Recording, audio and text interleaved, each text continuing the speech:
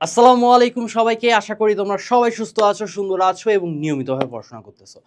আমাদের class 8 scholarship প্রোগ্রামের আজকে থার্ড লেকচারে চলে আসছি এবং আজকে আমরা করব আলো রিলেটেড যত কনসেপ্ট আছে সব কয়টা আমরা একদম আজকে ভেজে ফেলবো এবং আমাদের মেইন টার্গেট থাকবে যে স্কলারশিপ প্রোগ্রামে বা বৃত্তি পরীক্ষা আমাদের যে টপিক বা যে কোশ্চেন এখান থেকে আসতে পারে 100% কমন ফেলা। সো চলো কথা না বাড়ে শুরু করবো আজকের ক্লাস এবং আজকের ক্লাসে তোমাদের সাথে আছি আমি অর্ণব ভাইয়া, পড়াশোনা করতেছি বুটেক্সে। সো প্রথম কথা দেখো যে আলোর প্রতিসরণ। আলোর প্রতিসরণের অ্যাকচুয়ালি কনসেপ্টটা কি আমি যদি একদম ইন ডিটেলস তোমাকে আলোচনা করাই যে ধরো এটা একটা মাধ্যম, ধরো আমার এইটা একটা মাধ্যম, এটা হচ্ছে আমার প্রথম মাধ্যম আর এইটা হচ্ছে আমার সেকেন্ড মাধ্যম, ঠিক আছে। আলো প্রথম মাধ্যমে এসে পড়লো, আলো আমার দেখো প্রথম মাধ্যমে এভাবে এসে পড়লো, ঠিক আছে। আমি আরেকটু যোগ করি, এই প্রথম মাধ্যমটা হচ্ছে আমার ঘন মাধ্যম আর দ্বিতীয় মাধ্যমটা হচ্ছে আমার একটা হালকা মাধ্যম, ঠিক আছে। আলো আমার এই প্রথম মাধ্যমে এসে পড়লো, এই মাধ্যমে এসে পড়ার পরে আলোটা সুন্দর মতো প্রতিসরিত হয়ে গেল। প্রতিসরিত বা প্রতিসরণের মিনিং হচ্ছে আমার যে মাধ্যমে আলোটা এসে পড়ছে ওই মাধ্যমেই ব্যাক করবে না, অন্য মাধ্যমে ব্যাক করবে, অন্য মাধ্যমে ইনসার্ট হবে। তার মানে দেখো আলোটা সুন্দর মতো এরকম অন্য মাধ্যমে ইনসার্ট হয়ে গেল। তার মানে এখান থেকে আমি বলতে পারি অ্যাকচুয়ালি প্রতিসরণের কনসেপ্টটা কি। প্রতিসরণের কনসেপ্টটা হচ্ছে আমার আলো যে মাধ্যম হতে আসবে তা অন্য মাধ্যমে প্রবেশ করবে, তা অন্য মাধ্যমে আমার প্রবেশ করবে, ঠিক আছে। এখানে প্রতিসরণের কনসেপ্টটা হচ্ছে দেখো তো আলো একটা মাধ্যমে আসলো, অন্য মাধ্যমে প্রতিসরিত হইলো বা অন্য মাধ্যমে প্রবেশ করলো, ঠিক আছে। এটা হচ্ছে আমার প্রতিসরণের মেইন কনসেপ্ট। এবং তুমি দেখো আমার যে আলো প্রথম মাধ্যম অর্থাৎ ঘন মাধ্যম থেকে এই পয়েন্টের উপর পড়লো, মানে লাল কালারের যে দাগটা এই দাগের উপর পড়লো, পিঙ্ক কালারের দাগ বরাবর সে অন্য মাধ্যমে চলে গেল। এখন এই যে আলোটা আমার লাল দাগের উপর এসে পড়লো, এই আলোকে বলা হবে আমাদের আপতিত রশ্মি। এই আলোকে বলা হচ্ছে আমাদের আপতিত রশ্মি।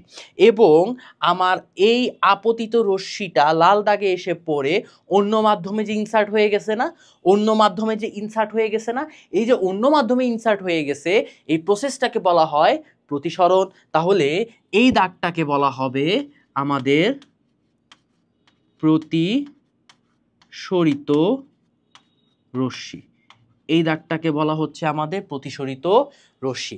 এবার দেখো আলোটা বা আপতিত রশ্মি আমার কি এই পয়েন্টে এসে পড়ছে না, আপতিত রশ্মি আমার এই পয়েন্টে এসে পড়ছে না, তাহলে এই পয়েন্টটাকে বলা হবে আমাদের অ্যাকচুয়ালি আপতন বিন্দু। এই পয়েন্টটাকে বলা হচ্ছে আমাদের আপতন বিন্দু। এবার প্রতিসরিত রশ্মি বা আপতন রশ্মি এগুলো কত ডিগ্রি অ্যাঙ্গেলে পড়ছে, কত ডিগ্রি অ্যাঙ্গেলে পড়ছে এইটা জানার জন্য আপনাকে একটা এক্সট্রা কাজ করতে হবে।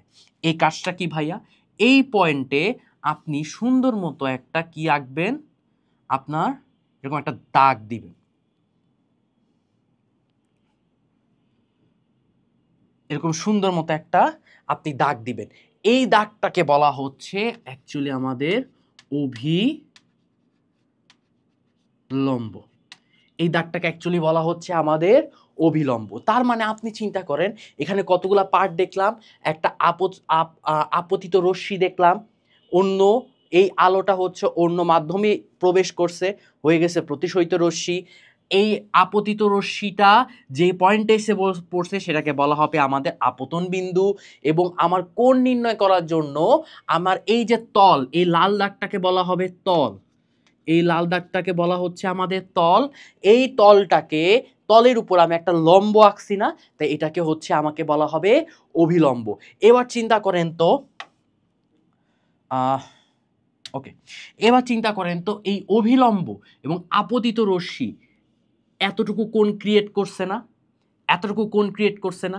আবার প্রতিসরিত রশ্মি আর এই অভিলম্বটা এতটুকু কোণ ক্রিয়েট করছে না। এটা বুঝতে পারছেন নাকি, এতটুকু কোণ ক্রিয়েট করছে।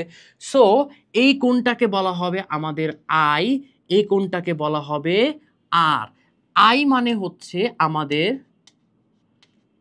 আপতন কোণ, আর আরটাকে বলা হবে আমাদের প্রতিসরণ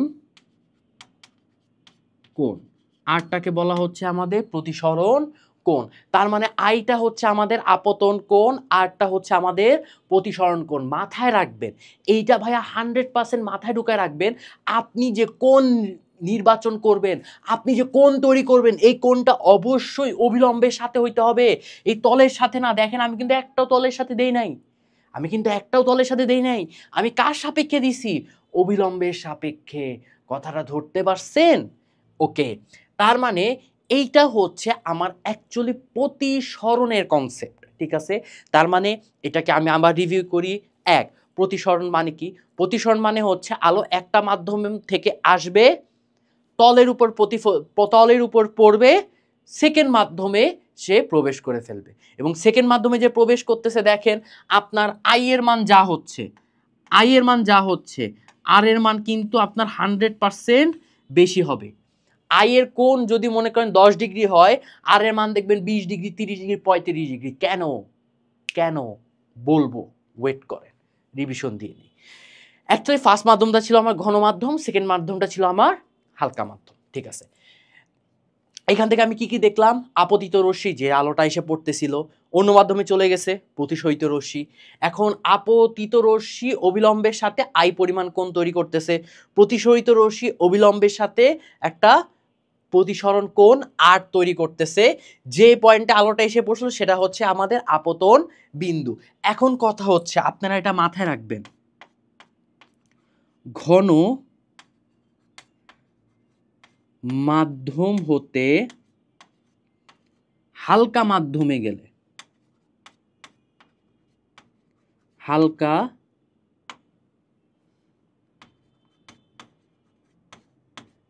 মাধ্যমে গেলে,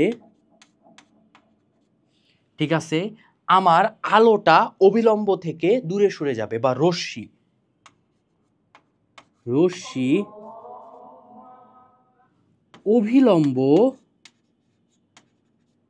অভিলম্ব হতে দূরে সরে যাবে, ঠিক আছে? তার মানে এখান থেকে আপনি দেখতেছেন যে আমার আলোটা ঘন মাধ্যমে ছিল, হালকা মাধ্যমে চলে গেছে। তার মানে কি, সে এই যে অবিলম্ব থেকে কিছুটা দূরে সরে যাবে। তার মানে এখানে অবিলম্বের সাথে আপতন রশ্মি আই এর মান যা আসবে, অবিলম্বের সাথে প্রতিসরণ রশ্মি যেহেতু হালকা মাধ্যমে ইনসার্ট করছে, সে কি দূরে সরে যাচ্ছে। তার মানে অবশ্যই আর এর মান এখান থেকে বড় হচ্ছে, তীর মান, ঠিক আছে? তার মানে এই পার্টটা ধরতে পারছেন? ওকে, ধরতে পারছেন। তাহলে আপনি চিন্তা করেন যে এখানে এই চিত্রটা দেখেন, এই চিত্রটাতে দেখেন আপনার এখানে অ্যাকচুয়ালি কি হয়েছে। এটা হতো অ্যাকচুয়ালি আমাদের প্রতিসরণ হয়েছে। কিভাবে প্রতিসরণ হয়েছে আপনি একটু চিন্তা করেন। আপনার এইটা ছিল আমাদের এই তলটা, এই পানির এই সারফেসটা ছিল আমার অ্যাকচুয়ালি আমার এই তলটা, ঠিক আছে? এই তলটা ছিল। এখন আপনি এই তলের ঠিক দেখেন তো আমার এই পয়েন্টটাতে, আচ্ছা আমি একটু কালো কালি দিয়ে দেখাই, আমার ঠিক এই পয়েন্টটাতে আমার এই আলোটা, ঠিক আছে, কলমের এই এতটুকু পার্টে এসে পড়ছিল, তাই না? কলমের এতটুকু পার্টে এসে পড়ছে। তার মানে যখন কলমে এতটুকু পার্ট এসে পড়ছে, এই বাতাস মাধ্যমটা অবশ্যই হালকা মাধ্যম, বাতাস মাধ্যমটা অবশ্যই আমার হালকা মাধ্যম, এবং আর পানি মাধ্যমটা অবশ্যই আমার ঘন মাধ্যম। তার মানে আপনি মাথায় রাখবেন সব কিছু হালকা মাধ্যম থেকে দূরে সরে যাবে আর ঘন মাধ্যমের কাছাকাছি চলে আসবে। তার মানে এই যে আমার অভিলম্ব, এখানে যদি আমি একটা অভিলম্ব আঁকি, ঠিক আছে, এখানে যদি আমি একটা এরকম অভিলম্ব আঁকি, তার মানে দেখেন তো এই অভিলম্বের সাথে আমি এখানে অভিলম্ব আঁকছি, আমি এখানে একটা অবিলম্ব আঁকছি, এই অবিলম্বের সাথে এই কোণটা কি এতটুকু হবে না আই, ঠিক আছে। এবং আপনি চিন্তা করেন তাহলে এখানকার পার্টটা এখান থেকে একটু ব্যাকা হয়ে গেছে, চিত্রটা এরকম দিছে। সো আপনি দেখেন যেহেতু এইটা আমার হালকা মাধ্যম আর এখানে আমার আপতিত রশ্মিটা কি কোণের মান বেশি হবে, তার মানে ঘন মাধ্যমে যখন এই রশ্মিটা যাবে তার মানে আই এর মান থেকে এই আর এর মান অর্থাৎ প্রতিসরণের মান কোণ কি আসবে, প্রতিসরণের কোণ কম আসবে। কেননা আমরা জানি ঘন মাধ্যম সবসময় ঘন মাধ্যমে যে রশ্মিটা এটা অবিলম্বের কাছাকাছি থাকে আর হালকা মাধ্যমের রশ্মিটা অবিলম্ব থেকে দূরে দূরে থাকার ট্রাই করবে। তার মানে এখানকার যদি আমি আরেকটা রশ্মি আঁকতাম, এখানে রশ্মির মান যদি আর দিতাম তাহলে অবশ্যই আই এর মান আর এর থেকে বেশি হইতো, ঠিক আছে। চিত্রটা আমি এইভাবে কেন আঁকতে পারি না, কারণ এটা যেহেতু একদম ফর্মাল চিত্র, এই চিত্রতে একদম প্লেন ভাবে আমার আঁকাটা হচ্ছে আপনারা বুঝতে পারতেন না, এই কারণে আমি আপনাকে জাস্ট বলে দিলাম এইটা সাপেক্ষে, ঠিক আছে। আচ্ছা, এইবার পার্টটা হচ্ছে আমার প্রতিসরণের নিয়ম। আমি কিন্তু দেখেন আপনাকে ঘন মাধ্যম থেকে হালকা মাধ্যমে আলোর প্রতিসরণ এই পার্টটা কিন্তু ভালো মতো বুঝাই দিছি না, দেখেন তো চিত্র এঁকে বুঝাই দিছি। ওকে, তারপরও আমি আপনাকে নিয়ম আকারে একটু বলার ট্রাই করতেছি, নিয়ম আকারে। আচ্ছা, প্রথমে আমরা কি দেখছিলাম যে ঘন মাধ্যম, প্রথমে আমরা দেখছিলাম এই ঘন মাধ্যমের যে কোণটা, এই ঘন মাধ্যমের যে কোণ সে কি করবে ভাইয়া, সে সুন্দর মতো অভিলম্বের কাছাকাছি থাকবে, আমাদের অভিলম্বের কাছাকাছি থাকবে, ঠিক আছে, অভিলম্বের কাছাকাছি থাকবে। আর এই হালকা মাধ্যমে যখন রশ্মিটা যাবে সে অভিলম্বের দূরে থাকবে, তার মানে অবিলম্বে দূরে থাকতেছে, ঠিক আছে। আচ্ছা, সো এইখানে দেখেন আমি একটুখানি ইন ডিটেলস আলোচনা করতেছি, আবার বুঝাই দিচ্ছি, যারা যারা একটু আগে বুঝেন নাই, যারা একটু আগে বুঝেন নাই তার মানে তাদের জন্য আবার বুঝাই দিব। দেখেন এখান থেকে দেখেন আলোটা আমার প্রবেশ করতেছে, এটাকে ধরলাম আমি ফার্স্ট মাধ্যম, এবং ফার্স্ট মাধ্যমে আমাকে নিচে বলে দিছে এটা ছিল আমার ঘন মাধ্যম, এইটা হচ্ছে আমার সেকেন্ড মাধ্যম, এবং এইটা আমি কি বলছি কি দেখেন হালকা মাধ্যম, ঠিক আছে। সো পি থেকে, পি হচ্ছে একটা আলোক রশ্মি, পি একটা আলোক রশ্মি, এইটাকে আমরা জানি কি ভাইয়া, এটাকে জানি হচ্ছে আমরা তল। এই পি আলোক রশ্মিটা দেখেন এই পয়েন্টেই তলের উপর হিসেবে পড়ছে না, তার মানে এই পি আলোক রশ্মিটাকে বলা হবে আমাদের, আবার বলতেছি, আপতিত রশ্মি, ঠিক আছে। আর এই তলটাকে, এই যে পি আপতিত রশ্মিটা তলে যে বিন্দুতে পড়ছে, যে এই বিন্দুতে পড়ছে না, এই বিন্দুতে যেহেতু পড়ছে এটাকে বলা হবে আমাদের আপতন বিন্দু, আপতন বিন্দু, ঠিক আছে। এরপরে দেখেন এইটাকে আমরা কি বলছিলাম ভাইয়া, অভিলম্ব, এটাকে ভাইয়া বলছিলাম আমরা অভিলম্ব। এই আপতিত রশ্মি এই অভিলম্বের সাথে এতটুকু কোণ তৈরি করছে যেটাকে আই বলতাম, তাই না, আই বলতাম। এইবার চিন্তা করেন সে যখন আপতন বিন্দু থেকে সে এখন অন্য মাধ্যমে চলে যাবে না, আপতন বিন্দু থেকে সে এখন অন্য মাধ্যমে চলে গেছে, এটাই তো আমাদের প্রতিসরণের নিয়ম, এটাই তো প্রতিসরণ। অন্য মাধ্যম থেকে চলে গেছে, দেখেন হালকা মাধ্যমে চলে যাওয়ার কারণে সে সুন্দর মতো কি করছে, আপনার অবিলম্ব থেকে দূরে সরে গেছে। এইবার দেখেন আপনার এখান থেকে অবিলম্বটা ছিল, এবার আমার কথা হচ্ছে ভাইয়া এই যে অবিলম্ব আমার এই কিউ পয়েন্ট থেকে যে আর চলে যাচ্ছে, আলহামদুলিল্লাহ, কিউ পয়েন্ট থেকে যে আর পর্যন্ত যাচ্ছে এইটাকে কি বলা হচ্ছে, এইটাকে বলা হচ্ছে আপনার যেহেতু অন্য মাধ্যমে চলে গেছে, যেহেতু ভাইয়া অন্য মাধ্যমে চলে গেছে, এইটাকে বলা হবে আমাদের প্রতিসরিত রশ্মি, এইটাকে অ্যাকচুয়ালি বলা হচ্ছে আমাদের প্রতিসরিত রশ্মি, ঠিক আছে। এবার হচ্ছে প্রতিসরিত রশ্মি দেখেন তো আপনার অবিলম্বের সাথে এতটুকু কোণ তৈরি করছে যেটাকে আমরা আর হিসাবে বলে থাকি, যেটাকে আমরা অ্যাকচুয়ালি আর হিসাবে বলে থাকি। আশা করি এতটুকু আপনারা বুঝতে পারছেন। আচ্ছা, সো আমি এখান থেকে আপনাকে হচ্ছে বর্ণনাটা সুন্দর মতো লিখে দিচ্ছি, যাতে আপনারা নেক্সট টাইম দেখলে এটা সুন্দর মতো বুঝতে পারেন। 1 নাম্বার, আপনার হচ্ছে পি পয়েন্ট থেকে একটা রশ্মি যাচ্ছে, যেটা কিউ পয়েন্ট পর্যন্তই, দেখেন এটা Q point. So P Q বরাবর একটা রশ্মি যাচ্ছে আমাদের, পি কিউ বরাবর একটা কি যাচ্ছে, রশ্মি যাচ্ছে। এই রশ্মিকে বলা হবে আমার আপতিত রশ্মি। এই রশ্মিটাকে বলা হচ্ছে অ্যাকচুয়ালি আমাদের আপতিত রশ্মি।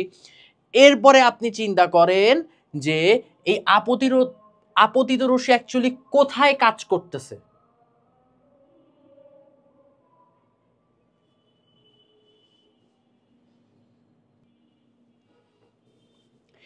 এই পি কিউটা অ্যাকচুয়ালি কোথায় কাজ করতেছে, আমার এই তলের উপর কাজ করতেছে না। তার মানে আমি এভাবে বলতে পারি না আমার এখানে এই কিউ বিন্দুতে, আমার এই পি কিউটা এসে পড়তেছে, পি কিউ রশ্মিটা কিউ বিন্দুতে এসে পড়তেছে, এবং এই কিউ বিন্দুকে বলা হচ্ছে কি আমাদের আপতন বিন্দু। ঠিক আছে, 2 নাম্বার।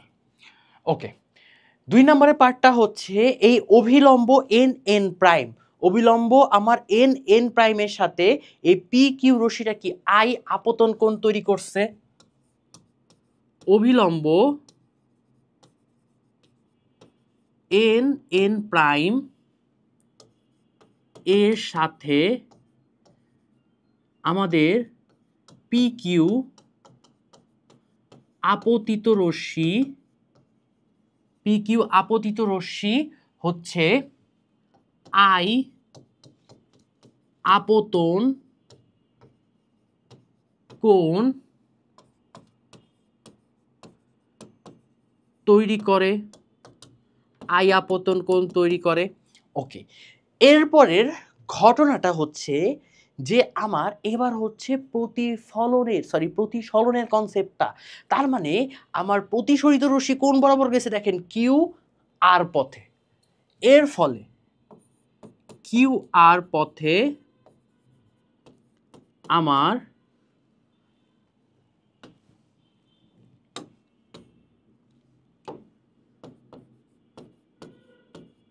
প্রতিসরিত রশ্মি চলে গেছে, কিউ আর পথে প্রতিসরিত রশ্মি চলে গেছে, এবং প্রতিসরিত রশ্মি যে কিউ আর পথে চলে গেছে তারা অবিলম্ব এন এন প্রাইমের সাথে কি আর পরিমাণ কোণ তৈরি করছে না, অবিলম্ব এন এন প্রাইম এর সাথে তারা আর প্রতিসরণ কোণ তৈরি করে। ঘটনাটা বুঝতে পারছেন নাকি? তারা আর কিউ আর পথে আর পরিমাণ প্রতিসরণ কোণ তৈরি করতেছে, এবং এটাই হচ্ছে আমাদের সুন্দর মতো প্রতিসরণের নিয়ম। প্রতিসরণটা অ্যাকচুয়ালি কিভাবে কাজ করতেছে দেখেন, আমি কিন্তু আপনাদের জন্য ডাবল পার্ট বুঝাইছি। আমি প্রেডিক্ট করতেছি আপনারা যদি এখান থেকে একটা কোশ্চেন আসে সবাই যাতে গণহারে অ্যান্সার করতে পারে। কথাটা ধরতে পারছেন? দেখেন এখানে আমি নর্মাল চিত্র বুঝাইছিলাম, এখানে একদম আমি লিখে বুঝাইছি। ওকে, সো চলেন আমাদের পরের পার্টটা, প্রতিসরণের বাস্তব প্রয়োগ। প্রতিসরণের বাস্তব প্রয়োগটা কি জিনিস দেখেন, অবশ্যই এটা পানি, হ্যাঁ এটা পানি ধরেন, সরি এটা বাতাস, এখানে আছে আমাদের বাতাস, আর এখানে আছে এইটা হচ্ছিল আমাদের পানি। এবং মাথায় রাখবেন এই বাতাসটা হচ্ছে আমাদের হালকা মাধ্যম হিসেবে ট্রিট হবে, আর এটা আমাদের অ্যাকচুয়ালি ঘন মাধ্যম হিসেবে ট্রিট হবে। ঠিক আছে, সো আমি এই চিত্রটা আমি আবার হচ্ছে আপনাদেরকে পাশে আঁকে বুঝায় দেখাবো। সো আগে আমি চিত্রটা বুঝাই। আমার দেখেন প্রতিফলন বা প্রতিসরণ মনে রাখেন, প্রতিফলন বা প্রতিসরণ যাই কিছু করবেন না কেন একটা তলের সাপেক্ষে করতে হবে। দেখেন তো আমি একটা তল বিবেচনা করে করছি না, আমি একটা এখানে তল বিবেচনা করে করছি না। সো এখানে আমার একটা তল বিবেচনা করে করতে হবে। এই তলটা কি ছিল, এই যে আমি একটু রেড কালার দিয়ে দেখাই তাহলে বুঝতে পারবেন। এই যে দ্যাট ইজ দ্য তল, বুঝতে পারছেন? এইটা হচ্ছে আমার তল, এই তলের সাপেক্ষে হয়েছে, ঠিক আছে? এই তলের সাপেক্ষে যখন হচ্ছে, সো আমার আলোটা এই তলের সাপেক্ষে আমার এই কলমটার যে আলো এই বরাবর ইনসার্ট হচ্ছে না, এই বরাবর ইনসার্ট হচ্ছে, তার মানে আমার অ্যাকচুয়ালি আলোটা আসতেছে আমার এইরকম, এই যে এরকম হচ্ছে আমার আলোটা আসতেছে। দেন আমার এই তলের মনে করেন এই পয়েন্টে এসে পড়ছে, এই পয়েন্টে আসার পরে সে অ্যাকচুয়ালি এই পয়েন্ট বরাবর সে চলে গেছে, অ্যাকচুয়ালি সে এই পয়েন্ট বরাবর চলে গেছে। তার মানে আমি এখান থেকে একটু হচ্ছে মনে করেন আমি হচ্ছে একটু বিন্দু দেই, মনে করেন এটা এ বিন্দু, এইটা মনে করেন আমার বি বিন্দু, এটা মনে করেন বি বিন্দু, আর এটা মনে করেন আমার সি বিন্দু, আর এইটা মনে করেন আমার ডি বিন্দু। এতটুকু বুঝতে পারছেন নাকি? আমি আপনাদের সুবিধার জন্য বিন্দু দিয়ে দিছি, আমি আপনাদের সুবিধার জন্য ভাইয়া বিন্দু দিয়ে দিছি, যাতে আপনাদের ভালো মতন বুঝতে পারি, ঠিক আছে? সো আমি রিপিট করতেছি, এইটা আমার বাতাস মাধ্যম, বাতাস মাধ্যমে আমার এ বি অংশটা ছিল, আর পানি হচ্ছে আমার ঘন মাধ্যম, এই ঘন মাধ্যমে আমার বিসি অংশ বা বিডি অংশটা আছে। এতটুকু বুঝতে পারছেন নাকি? আচ্ছা, তো এই পার্টটুকু এরা ধরতে পারছেন। এবার কথা হচ্ছে এটা অ্যাকচুয়ালি আমরা দেখব কিভাবে? আমরা তো গ্লাসে আর পাশে এইভাবে অনেক সময় দেখা মানে সম্ভব হয় না। সো এখানে আমি এখন একটা কাজ করব। কি কাজ করব? এখন আমার মেন কনসেপ্টটা হালকা মাধ্যম থেকে ঘন মাধ্যম না, ঘন মাধ্যম থেকে হালকা মাধ্যমে। আপনি ধরতে পারছেন? ঘন মাধ্যম থেকে হালকা মাধ্যমে। সো আসেন এবার এটা কাজ করি। ওকে, মনে করেন এবার আমার মূল টার্গেটটা হচ্ছে আমি এবার ঘন মাধ্যম থেকে হালকা মাধ্যমের দিকে দৌড় দিব।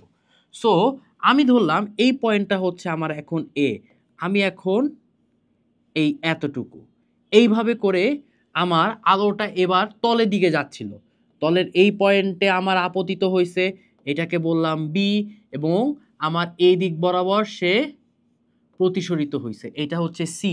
পানিটা ছিল অবশ্যই ঘন মাধ্যম, আর এইটা আলোটা হচ্ছে অবশ্যই হালকা মাধ্যম। আসেন তো আমি একটা অবিলম্ব তল আঁকি, আমি অন্য কালি দেই যাতে বুঝতে পারেন।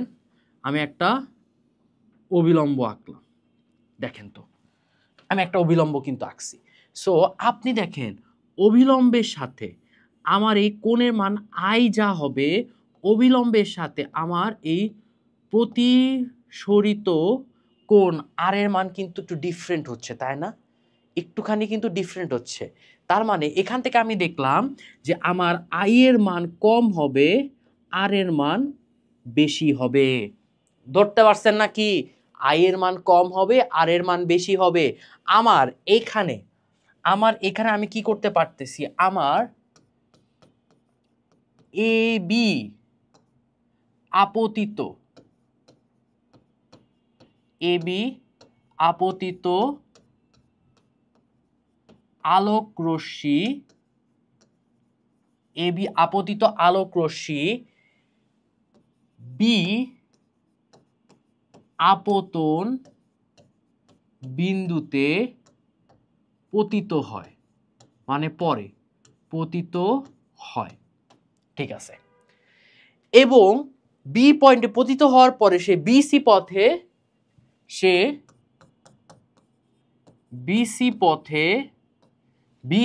আলোক রশ্মি বিসি পথে ড্যাম,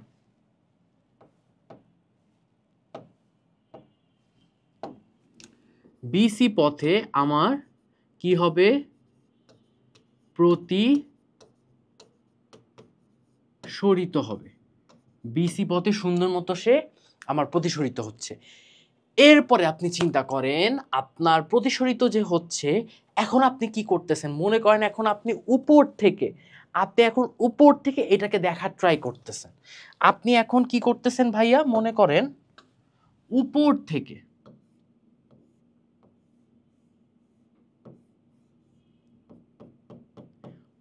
থেকে দেখা ট্রাই করতেছেন, ঠিক আছে? আপনি যখন উপর থেকে দেখা ট্রাই করবেন, আপনার চোখের মধ্যে পড়বে কি জানেন? অ্যাকচুয়ালি আমার এই বি আর সি পয়েন্ট। এখন আপনি যদি গ্লাসের উপর হতে দেখার চেষ্টা করেন তাহলে আপনার প্রথমে চোখে পড়বে আপনার বিসি অংশ। আপনার প্রথমে চোখে পড়বে ভাইয়া বিসি অংশ। এরপরে আপনি দেখবেন কি, কেন জানি বিসি অংশ হতে আপনার এই দিক বরাবর আপনার একটা পার্ট চলে আসছে।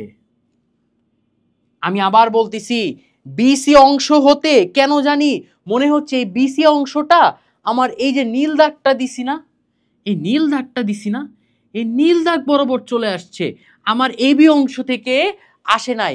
তার মানে আমার এই পয়েন্টটাকে যদি ডি দেই, আমার এই বিডি অংশ থেকে আসছে, এবি অংশ থেকে আসে নাই।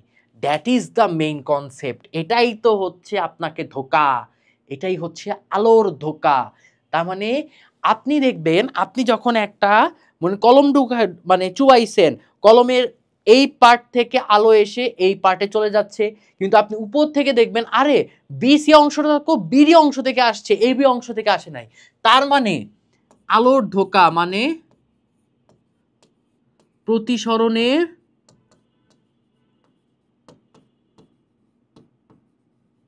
ধোকা। প্রতিসরণের ধোকাটা হচ্ছে আপনার বিসি অংশ মনে হবে আপনার কোন অংশ থেকে আসছে, বিডি অংশ হতে আসছে। আমি একটু আপনাকে এখানে হাতে কলমে এঁকে বুঝাই।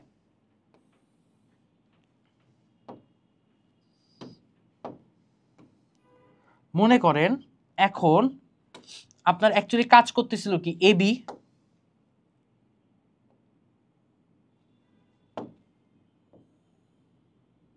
এই যে এবি, এইটা ছিল আমার বি পয়েন্ট, ঠিক আছে? এখান থেকে আপনি সুন্দর মতো কি, এটা ছিল আমার কোণ, আপতন কোণ আই, আর এইটা ছিল আমার ঘনমাধ্যম, এটা ছিল আমার ভাইয়া হালকা মাধ্যম, ঘনমাধ্যম হালকা মাধ্যম। এরপরে এখন সুন্দর মতো সে কি হয়ে গেছে, এই বরাবর চলে গেছে, ঠিক আছে? এইটা ছিল আমার বিসি, ঠিক আছে? আমি এত দূর না দেই, আমি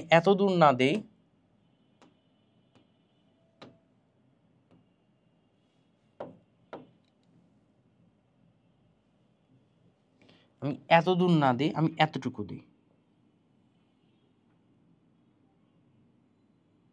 এতটুকু। সো এইটা ছিল আমার আর, যেটা ছিল আমার সি, এখানে সি ছিল, ঠিক আছে? যেটা হচ্ছে আমার প্রতিসরিত রশ্মি, ঠিক আছে? সো এখান থেকে দেখেন, এরপরে নিচে কি দিছে, আমি এবার নিচের দিকে পেছনের দিকে একটা বর্ধিতকরণ দিছে। কি দেখেন, আপনি যখন উপর থেকে দেখবেন তখন দেখবেন এই বিসির পার্টটা কেন জানি আপনার এই ডি পয়েন্ট থেকে আসছে বলে মনে হবে। তার মানে আপনি এই বিসিটাকে আপনি যদি পেছনের দিকে বর্ধিত করেন, দেখবেন সুন্দর মতো এই ডি পয়েন্টে আসতেছে। বাট এ পয়েন্ট থেকে যে আসতেছে এটা আপনি বুঝবেন না, এ পয়েন্ট থেকে যে আসতেছে ভাইয়া এইটা আপনি বুঝবেন না। তার মানে আপনি পানির উপরে দেখতেছেন আরে বিসি অংশ তো ডি পয়েন্ট থেকে আসতেছে, অর্থাৎ বিডি পয়েন্ট থেকে আসতেছে, এবি পয়েন্ট থেকে আসতেছে না, কিন্তু অ্যাকচুয়ালি কিন্তু আপনার এবি পয়েন্ট থেকেই আসতেছিল। দ্যাট ইজ দ্য পানির ধোকা।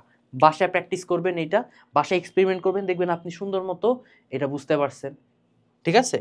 ওকে, সো আরেকটা আমার প্রতিসরণের ধোকাটা শিখে আসি। দেখেন, এবার চিন্তা করেন আমার বস্তু এখানে আছে, এইবার চিন্তা করেন এইখানে আমার বস্তুটা আছে, ঠিক আছে? এখন দেখেন আমার আলোটা কিভাবে ফ্লো করতেছে, এই এই ঠিক আছে, এইটা ছিল আমার ঘন মাধ্যম, এইটা হচ্ছে আমার হালকা মাধ্যম, ঠিক আছে, এটা ঘন মাধ্যম, এটা হালকা মাধ্যম। আলোটা সুন্দর মতো এখন এই এই বরাবর চলে গেল, ঠিক আছে। তার মানে এইখান থেকে আমি বলতে পারবো যে এইটা আমার ছিল তল, এইটা আমার ছিল তল, ঠিক আছে। এখন এই তলে আলোটা অ্যাকচুয়ালি এই বরাবর যাচ্ছিল, তলে আপতিত হওয়ার পর এই পয়েন্টে আর এই পয়েন্টে, এই দুইটা পয়েন্টে আপতিত হওয়ার পর সে সুন্দর মতো এই বরাবর চলে গেল। তার মানে দেখেন একটু বেঁকে গেছে না, ঘন মাধ্যম থেকে যখন হালকা মাধ্যমে যাচ্ছে ও কি হালকা একটু বেঁকে গেছে না, বেঁকে গেছে। তার মানে আমি ধরলাম এটা এ পয়েন্ট, এটা বি পয়েন্ট, এটা সি পয়েন্ট। এবার আপনি এখানে কি দেওয়া আছে, চোখ দেওয়া আছে, দেখেন এখানে একটা চোখ দেওয়া আছে, ঠিক আছে, এই একটা চোখ দেওয়া আছে। এই চোখ কি দেখবে জানেন, অ্যাকচুয়ালি বস্তুটা এখানে ছিল, আপনি এই যে পয়েন্ট, এই যে সি পয়েন্টটা না পেছনের দিকে বর্ধিত করে দেখেন, সি পয়েন্টটা পেছনের দিকে বর্ধিত করে, দেখছেন, পিছনের দিকে যখন বর্ধিত করতেছেন তখন অ্যাকচুয়ালি আপনার দেখা যাবে যে এই যে সি রশ্মি, এই চোখ দেখবে এই সি রশ্মিটা বি পয়েন্ট থেকে আমার এতটুকু থেকে আসতেছিল, এতটুকু থেকে বি পয়েন্টে এসে এই পয়েন্টে আসছিল, বাট আমার আলোটা কিন্তু আসলে এ পয়েন্ট থেকে আসছিল। আমি এটাকে ডি পয়েন্ট দিলাম, এটাকে আপনাদের বোঝার জন্য ডি পয়েন্ট দিলাম। তার মানে এই চোখ দেখবে ওমা আলোটা তো বি থেকে ডি থেকে আসতেছিল, বি হয়ে ডি থেকে আসতেছিল, আপনার এ হয়ে বি থেকে আসতেছিল না কিন্তু। তার মানে এটা হচ্ছে আরেকটা ধোঁকা, এটা হচ্ছে আরেকটা ধোঁকা। এবং ধোঁকাটা বোঝার উপায় কি, আপনার প্রতিসরিত রশ্মির যেটা আপনার বোঝার উপায় হচ্ছে,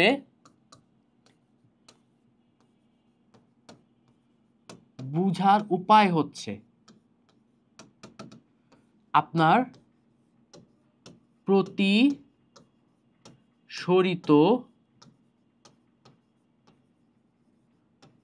রশ্মিটাকে, বুঝার উপায় হচ্ছে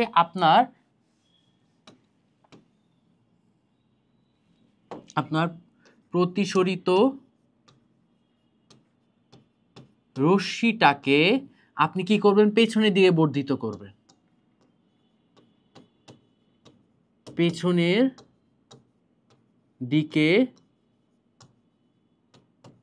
বর্ধিত করবেন। পেছনের দিকে যখন বর্ধিত করলেন আপনি, তখন আপনি দেখলেন যে না, আমি অ্যাকচুয়ালি প্রথমে যে এ পয়েন্ট থেকে বি পয়েন্টে আলোটা যাচ্ছিল না, এখন ডি থেকে বিতে আলো অ্যাকচুয়ালি যাচ্ছিল, তারপরে সিতে চলে গেছে। এটা হচ্ছে আপনার প্রতিসরণের ধোঁকা। প্রতিসরণ আপনাকে কিভাবে ধোঁকা দিচ্ছে, ঠিক আছে। সো আবার চিন্তা করেন আমার মাছের ক্ষেত্রে, মাছের ক্ষেত্রে মনে করেন মাছটা আমার, এই মাছটা আমার, এই মাছটা আমার এ পয়েন্টে আছে, যদিও খুব জঘন্য মাছ দেখা যাচ্ছে। সো এই পয়েন্ট থেকে আমার মাছটা একদম, আমার যে তল, এইটা হচ্ছে আমার তল, এই তলের মনে করেন এই যে এই এই এখান থেকে এই সরে গেল, এই সরে গেল, ঠিক আছে। আমার এই তলে এটা আপতিত হয়েছিল, এটা এই তলে আপতিত হয়েছিল, ঠিক আছে, এইভাবে সরে গেল। সে অ্যাকচুয়ালি সে কিভাবে আসছিল বলেন তো, এখান থেকে দেখা গেল সে এই এই ঠিক আছে। আমার বি তলের পয়েন্টটা দিলাম বি, তার মানে এ পয়েন্ট থেকে আলোটা সুন্দর মতো আমার তল বি পয়েন্টে এসে পড়ছে, আর সেখান থেকে সে প্রতিসরিত হয়ে সি পয়েন্টে চলে গেছে, ঠিক আছে। তার মানে এখানে আমি বলতে পারবো যে মাছ হতে এ বিন্দু হতে আমার আপতিত রশ্মি, এ বিন্দু হতে আমার আপতিত রশ্মি কি হয়েছে ভাইয়া, বি বিন্দুতে পতিত হয়, পতিত হয়ে সি বিন্দু দিয়ে সি বিন্দু দিয়ে আমার প্রতিসরিত রশ্মি কি হয়েছে, আমার চোখে পড়েছে, প্রতিসরিত রশ্মি হয়ে আমার চোখে পড়েছে। ঠিক আছে, এবার আমার চোখটা কি দেখবে, আমার চোখ দেখবে এই যে আমার এতটুকু পয়েন্ট, অর্থাৎ আমার চোখ দেখবে এই যে বিসি অংশ, এই বিসি অংশ অ্যাকচুয়ালি এই পয়েন্ট থেকে আসছে। মানে এইটাকে যদি আমি একটু বর্ধিত করি, দেখেন তো ভাইয়া,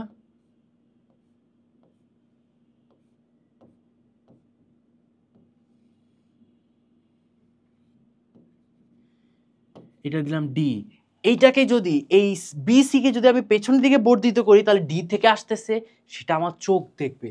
সো আমার চোখ দেখবে যে অ্যাকচুয়ালি আলো বা বিসি প্রতিসরিত আলো আমার এই বিডি হতে আসে, যেটা ওয়ান কাইন্ড অফ কি ছিল, ধোঁকা ছিল। সো অনেক সময় দেখেন না জেলেরা ধূপ করে হচ্ছে হুকটা ফালায়, বর্ষা টাইপ একটা থাকে না মাছ ধরার জন্য, যে ধূপ করে ফালায় কিন্তু মাছ নাই। মাছ কি হয়েছে, ওই যে আলো প্রতিসরণের কারণে আমাদের একটা ধোঁকা দিছিল। সো আমরা মনে করছি আরে ওইখানে তো মাছ আছে, দিলাম বর্ষাটা ফালাইলাম, দেখলাম মাছ চলে গেছে। মাছটা অ্যাকচুয়ালি ওখানে ছিল না, মাছটা একটা অন্য জায়গায় ছিল, কিন্তু তার এই প্রতিসরণের কারণে আমার চোখটা দেখা যাচ্ছে যে মাছটা আমার ওইখানেই আছে। হয় মাছ ওই পয়েন্টের থেকে এই পাশে ছিল, না হয় ওই পাশে ছিল। সো কথাটা ধরতে পারছেন?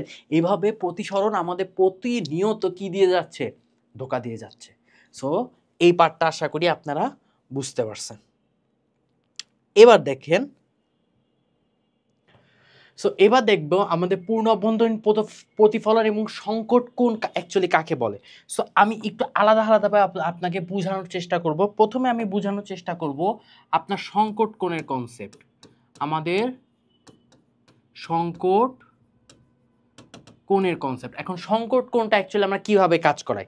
সো আপনি চিন্তা করেন, এটা হচ্ছে আমাদের এক প্রকার তল, ঠিক আছে, এটা হচ্ছে আমাদের এক প্রকার তল, ঠিক আছে, ওকে। এই তলের মধ্যে সংকট কোণ, এটা একটা তল, এই তলে আমি আগের থেকে কি আঁকতেছি, একটা অভিলম্ব এঁকে রাখতেছি। মাথায় রাখবেন সংকট কোণ হবার জন্য অবশ্যই আপনাকে আলো ঘন মাধ্যম থেকে হালকা মাধ্যমে যেতে হবে, ঠিক আছে। সংকট কোণ হওয়ার জন্য অবশ্যই আপনাকে ঘন মাধ্যম থেকে হালকা মাধ্যমে যেতে হবে, আদারওয়াইজ আপনি এইটা পারফেক্টলি পাবেন না, বাট হবেই না, অ্যাকচুয়ালি হবেই না। সো আপনি এবার দেখেন যে আমার আলো মনে করেন এইটা আমার ঘন মাধ্যম, এইটা হচ্ছে আমার ঘন মাধ্যম, আর এইটা হচ্ছে আমার হালকা মাধ্যম, ঠিক আছে। সো আমার আলোটা প্রথমে এই বরাবর গেল, ঠিক আছে, এই পয়েন্টে আমার আপতিত হয়ে সে এখন মনে করেন এই বরাবর চলে গেছে, ঠিক আছে। এইটা আমাদের এই বরাবর গেল, এই 1 নাম্বার আলো, এটা হচ্ছে আমার 1 নাম্বার আলো, এটা আমার 1 নাম্বার প্রতিসরণ কোণ, ঠিক আছে, প্রতিসরিত রশ্মি, ওকে। সো এইটা মনে করেন আমাদের কত, I1, এইটা মনে করেন আমাদের R1, ওকে। সো আমি এখন কি করতেছি, আমার ঘন মাধ্যমের কোণটাকে একটু বাড়ায় দিচ্ছি, আমার এখন কোণটাকে বাড়ায় দিচ্ছি, মনে করেন এই যে আমি কোণটাকে বাড়ায় দিলাম। সো আমার কি হবে, হালকা মাধ্যমে আমার এই প্রতিসরিত কোণটাও কি হয়ে যাবে, প্রতিসরণ কোণটাও কি হয়ে যাবে, মনে করেন এই যে হালকা বেড়ে গেল, ঠিক আছে। সো এইটাকে আমি ধরলাম, তাহলে কি, এইটাকে আমি বললাম এই গোটা পার্টটা হচ্ছে মনে করেন আমাদের এখানে হচ্ছে I1, আর এখান থেকে এতটুকু পার্ট আমি মনে করলাম আমাদের R2, ঠিক আছে।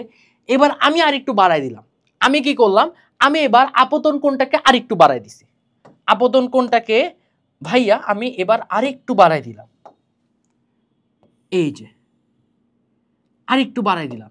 এখন আমার দেখা গেল আমার প্রতিসরিত রশ্মি এই তল বরাবর চলে গেছে।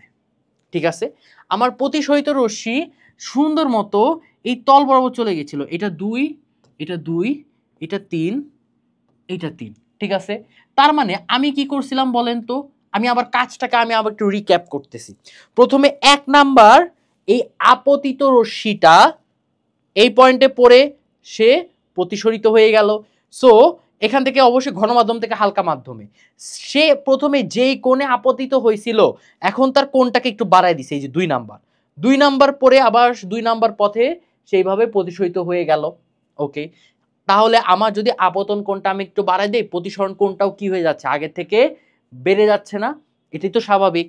এবার আমি কি করছি, আমি আরেকটু কি করে দিছি, আপতন কোণ বাড়াই দিছি, এই যে 3 নাম্বার, এই যে 3 নাম্বার আরেকটু আপতন কোণ বাড়াই দিছি। এবার দেখলাম আমার এই প্রতিসরিত রশ্মি এই যে আমার তল, এই তল বরাবর চলে গেছে, এই যে আমার তল, এই তল বরাবর চলে গেছে, তল বরাবর চলে গেছে।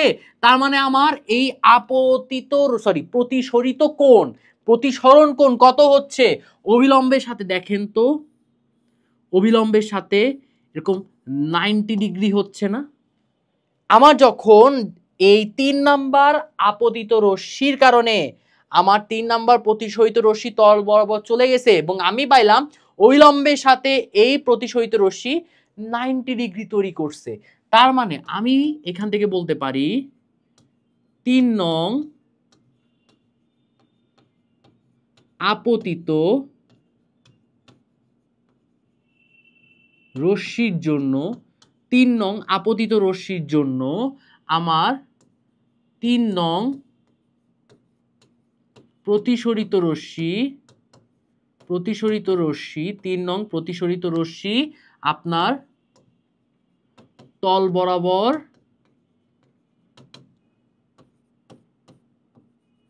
চলে যায়, তল বরাবর চলে যায় এবং তল বরাবর চলে যাবার কারণে তার এই প্রতিসরণ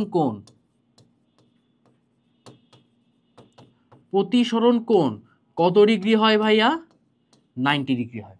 প্রতিসরণ কোণ হয় আমার 90 ডিগ্রি। সো এখান থেকে বলতে পারি যে তাহলে সংকট কোণ কোনটা হচ্ছে, যেই আপতন কোণের কারণে, আমি আবার বলতেছি, যে আপতন কোণের কারণে প্রতিসরণ কোণ 90 ডিগ্রি হয়, সেই আপতন কোণটাকে বলা হবে আমাদের সংকট কোণ।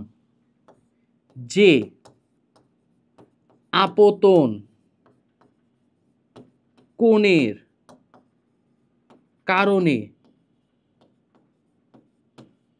প্রতিসরণ কোণ আমার 90 ডিগ্রি হয়, সেই আপতন কোণকে আমরা বলবো সংকট কোণ। সেই আপতন কোণকে আমরা বলতেছি ভাইয়া সংকট কোণ। তার মানে আমি যদি এখানে বলি এই যে 3 নাম্বার, এই 3 নাম্বার আপতন রশ্মির জন্য কি 3 নাম্বার প্রতিসরিত রশ্মি কি তল বরাবর গেছে, 90 ডিগ্রি হয়েছে, তার মানে আমার সংকট কোণ কি হবে, এই আপতন কোণটা না? ধরলাম এই আপতন কোণটা অবিলম্বের সাথে, এই আপতন কোণটা অবিলম্বের সাথে I3 পরিমাণ কোণ তৈরি করছে, তার মানে এই চিত্র ওয়াইজ সংকট কোণ হবে আমার I3। এই চিত্র ওয়াইজ আমার সংকট কোণ হচ্ছে কি ভাইয়া, I3। এটা আপনারা বুঝতে পারছেন নাকি? এইটা আপনারা বুঝতে পারছেন নাকি? এবার চিন্তা করেন, এবার আসেন সংকট কোণের পার্টটা যখন আমরা বুঝতে ভালো মতো পারতেছি, এবার আসেন পূর্ণ অভ্যন্তরীণ প্রতিফলন। এবার আমরা আসবো পূর্ণ অভ্যন্তরীণ প্রতিফলন সংকট কোণের পরে। এখন আমি যদি ভাইয়া আরেকটু পরিমাণ আপতন কোণের মান বাড়ায় দেই, আমি এবার আরো একটু পরিমাণ আপতন কোণের মান কি করলাম ভাইয়া, বাড়ায় দিলাম। ঠিক আছে, এইটা। সো আমি আরেকটু পরিমাণ আপতন কোণের মান বাড়াই দিছি। এখন দেখেন আমার যে প্রতিসরিত রশ্মিটা এখানে সর্বোচ্চ তল বরাবর গেছে, এখন কি আর এই মাধ্যমে যেতে পারবে? মাথায় রাখবেন, আমার এই সিস্টেমটা কি করতেছি, আমার অলরেডি আমি সংকট কোণ পেয়ে গেছি, সংকট কোণের জন্য আমার প্রতিসরিত রশ্মিটা তল বরাবর চলে গেছে। এরপরও আমি কি করতেছি, আমার আপতন কোণটাকে বাড়াই দিছি, এখন আমার রশ্মিটা, আলোক রশ্মিটা হালকা মাধ্যমে আর প্রবেশ করবে না, হালকা মাধ্যমে প্রবেশ করবে না। ও যেই ঘন মাধ্যম থেকে আসছিল ওই ঘন মাধ্যমে সে এবার ব্যাক করবে। সে যে ঘন মাধ্যম থেকে আসছিল সে ঘন মাধ্যমে কি করবে, সে ব্যাক করবে। তার মানে আমার এই 4 নাম্বার যে আপতিত রশ্মি, সে সংকট কোণের থেকে বেশি হওয়ার কারণে প্রতিসরিত রশ্মি সে আর সেকেন্ড মাধ্যমে যেতে পারতেছে না, হালকা মাধ্যমে যেতে পারতেছে না, কারণ হালকা মাধ্যমে সর্বোচ্চ পরিমাণ পেয়ে গেছিলাম আমরা। এবার সে আবার আগের মাধ্যমেই ব্যাক করতেছে, অর্থাৎ এই সিনারিওতে সংকট কোণ হতে বেশি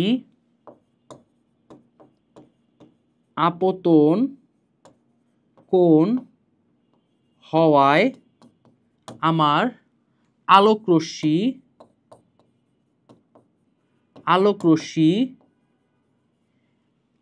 আবার ঘন মাধ্যমে কি করবে, ঘন মাধ্যম থেকে আপতিত হয়ে আবার ঘন মাধ্যমেই ব্যাক করতেছে। ঘন মাধ্যম হতে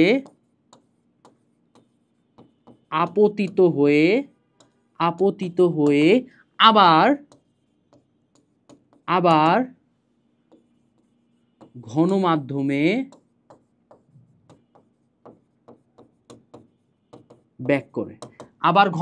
ব্যাক করে, এবং এই সিনারিওকে বলা হচ্ছে আমাদের পূর্ণ অভ্যন্তরীণ প্রতিফলন। এবং মাথায় রাখবেন, এই পূর্ণ অভ্যন্তরীণ প্রতিফলন আপনার প্রতিফলনের সূত্রকে মেনে চলবে, প্রতিসরণের সূত্রকে সে আর মানবে না, প্রতিফলনের সূত্রকে মেনে চলবে। ঠিক আছে, সো এখান থেকে দেখেন, সো প্রতিফলনের সূত্রটা, আমি প্রতিফলনের সূত্রটা একটু বলি। এখন ভাইয়া প্রতিফলনের অ্যাকচুয়াল সূত্রটা কি? প্রতিফলনের সূত্রটা হচ্ছে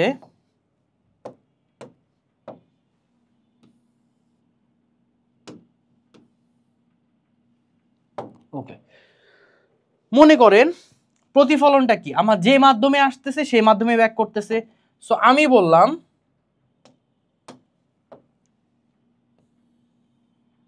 মনে করেন আলোটা আমার এই মাধ্যম থেকে আসতেছিল, এই 1 নাম্বার মাধ্যমে আসতেছিল, এবার আলোটা সুন্দর মতো এই মাধ্যমে আমার পড়লো, এই পয়েন্টে পড়ে আবার এই পয়েন্টে সে কি করলো, ব্যাক করলো। ঠিক আছে, আলোটা আমার এইভাবে আসতেছিল, এই পয়েন্টে পড়ে আবার এই পয়েন্টে সে ব্যাক করলো। কথা বোঝা গেছে? এইবার আপনি চিন্তা করেন, আপনার যে কোণ, প্রতিসরণে কোণটা কি করছিলাম, অবিলম্বের সাপেক্ষে বের করছিলাম, প্রতিফলনের কোণটা আমার অবিলম্বের সাপেক্ষে বের করতে হবে, দ্যাট ইজ মাই অভিলম্ব। ঠিক আছে, সো দেখেন আপনার এইখানে এই অবিলম্বের সাথে আমরা ধরলাম আই হচ্ছে আপনার আপতন কোণ, এই আইটা ছিল আমাদের আপতন কোণ, এইটা ধরলাম আমরা আর, এটাকে বলা হইলো আমাদের প্রতিসরণ কোণ। বুঝা গেছে? এটা আপতন কোণ আর এটা হচ্ছিল আমাদের প্রতিসরণ কোণ। ঠিক আছে, সো এখানে অ্যাকচুয়াল সূত্রটা হবে আপনার আপতন কোণের মান যা হবে, সরি প্রতিসরণ কোণ না, আস্তাগফিরুল্লাহ, এটা হচ্ছে প্রতিফলন কোণ, এটা হচ্ছে আমাদের প্রতিফলন কোণ। আপনারা জানেন আমাদের আপতন কোণের মান, এখানে মাথায় রাখবেন আমাদের প্রতিফলন কোণের মানের সমান হবে, আপতন কোণের মান হবে প্রতিফলন কোণের সমান। ওকে, এতটুকু বোঝা গেছে? ঠিক আছে, তার মানে এখানে চিন্তা করেন, এইটা তো ছিল আমার অবিলম্ব। সো এখান থেকে আমার এতটুকু অবিলম্ব পর্যন্ত কোনটাকে ধরলাম মনে করেন R4, I4 বলি, I4 এতটুকু ধরলাম আমি I4। তার মানে আমার অবিলম্ব থেকে এতটুকু পার্টের মান কি আসবে? R4। অবিলম্ব থেকে এতটুকু পার্টের মান আসবে আমাদের R4। ঠিক আছে, সো এখান থেকে আমরা কি দেখলাম? আমরা দেখছি একটু আগে যে আমাদের প্রতিফলন প্রতিফলনের ক্ষেত্রে আপতন কোণের মান যা হবে প্রতিফলন কোণের মানও সেম হবে। সো এইটার জন্য পূর্ণ অভ্যন্তরীণ প্রতিফলনের জন্য আমরা এইভাবে বলতে পারি না, I4 এর মান যা আসবে R4 এর মানও আমার সেমই আসবে। ঠিক আছে, এইটা হচ্ছিল আমাদের পূর্ণ অভ্যন্তরীণ প্রতিফলন এবং আমাদের সংকট কোণ বা ক্রান্তি কোণের কনসেপ্ট। একদম নিজ হাতে চিত্র থাকা সত্ত্বেও আমি হয়তোবা বলতে পারতাম এটাই ভাবে যাচ্ছে, এটাই ভাবে যাচ্ছে। এই প্রসেসটা আমার কাছে পছন্দ না। সো আমি একদম ট্রাই করতেছি যে আমি যদি মোটামুটি ক্যামেরা না, আমি যদি আপনার সামনাসামনি থাকতাম, আমি যেই অ্যাপ্রোচে আপনাকে বুঝাইতাম পারফেক্টলি, সেই অ্যাপ্রোচে আমি এখানে ট্রাই করছি। তাই আমি নিজ হাতে হাতে করে বোঝানোর চেষ্টা করছি। সো এই পার্টটা যদি ভালো মতো বুঝতে পারেন তাহলে আমার ওয়ান কাইন্ড অফ সার্থকতা, যে না আমি যে ট্রাইটা করছি আপনারা এই উদ্দেশ্যটা পিক করতে পারছেন। সো চলেন এবার আমাদের পরবর্তী পার্ট, অপটিক্যাল ফাইবার ও ম্যাগনিফাইং গ্লাস। অপটিক্যাল ফাইবার আর ম্যাগনিফাইং গ্লাস এগুলো অ্যাকচুয়ালি কোথায় ইউজ করা হয়? কোনো ছোট বা ক্ষুদ্র বস্তুকে পারফেক্টলি দেখার জন্য, কোনো ক্ষুদ্র বস্তুকে পারফেক্টলি দেখার জন্য আমরা ম্যাগনিফাইং গ্লাস ইউজ করে থাকি, অর্থাৎ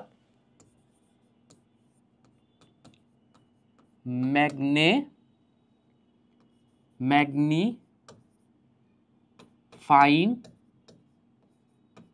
গ্লাস।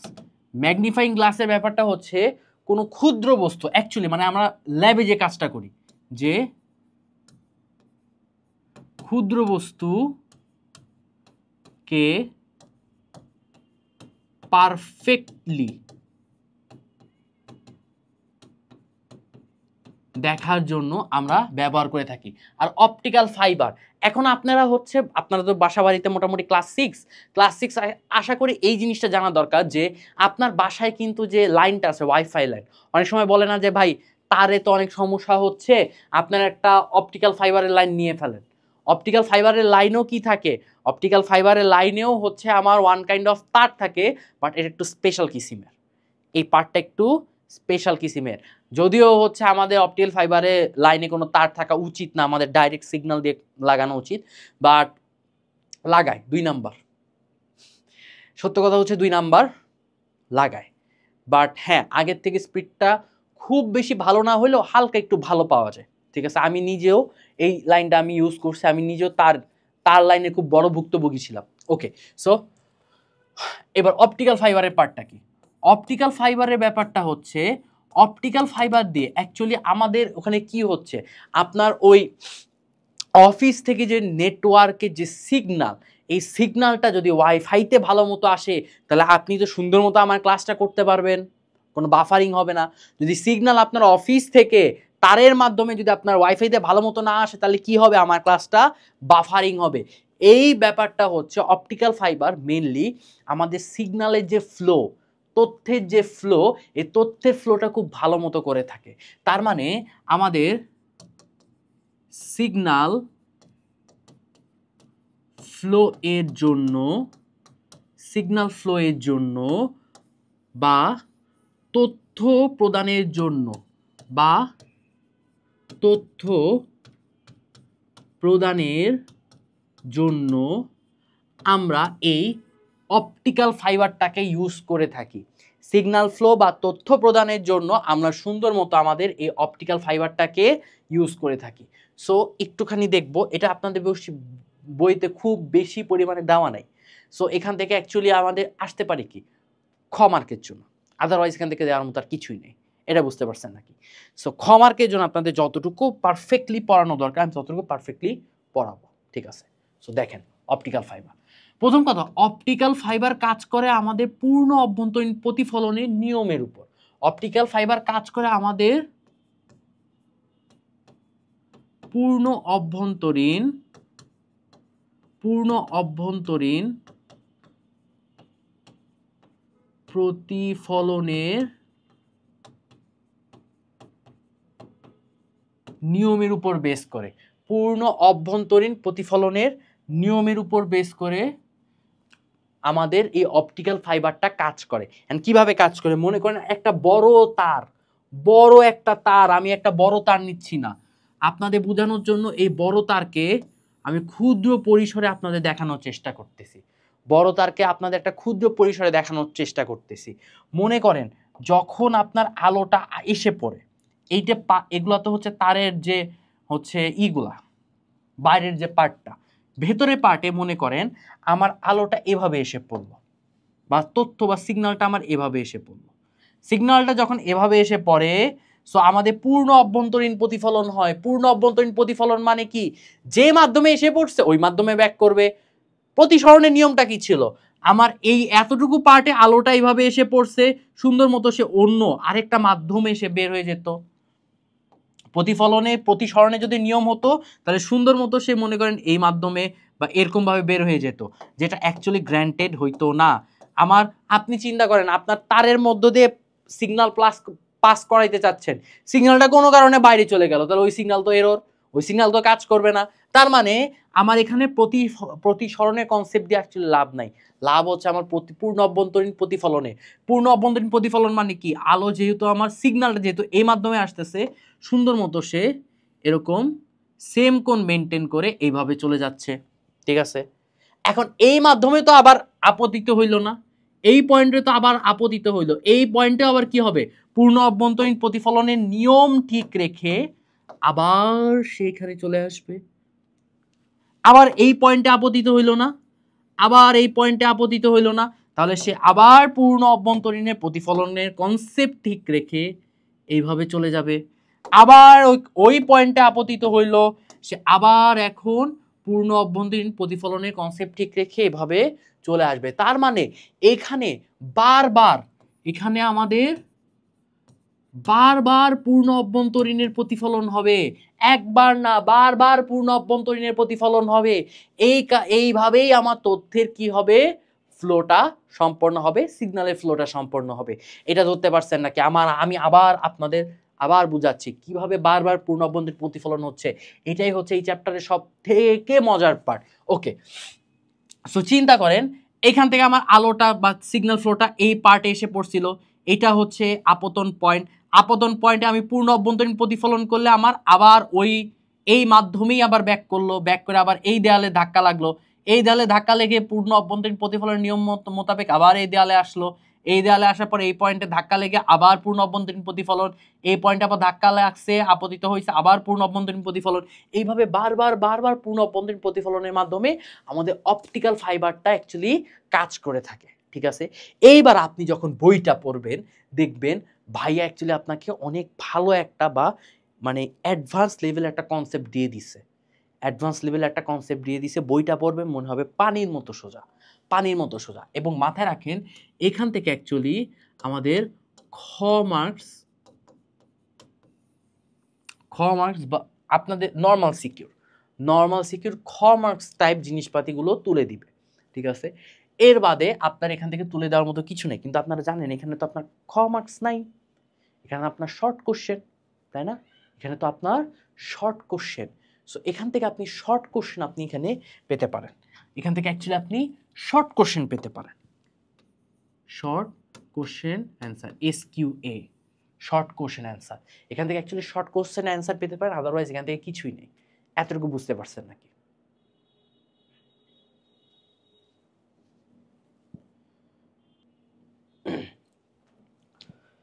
এবার চলেন আমরা পরবর্তী পার্টে চলে যাই, এটা হচ্ছে বিবর্ধক গ্লাস বা ম্যাগনিফাইং গ্লাস।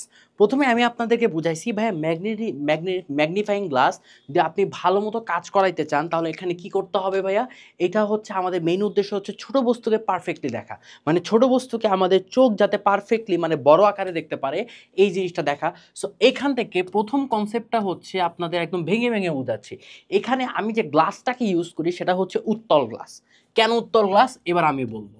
আমি যে এই ম্যাগনিফাইং গ্লাসটা যখন তৈরি করব সেখানে আমাদের অ্যাকচুয়ালি উত্তল লেন্স থাকে, উত্তল লেন্সটা থাকে। এই যে গ্লাসটা দেখতেছেন এই গ্লাসটা আমার উত্তল লেন্স।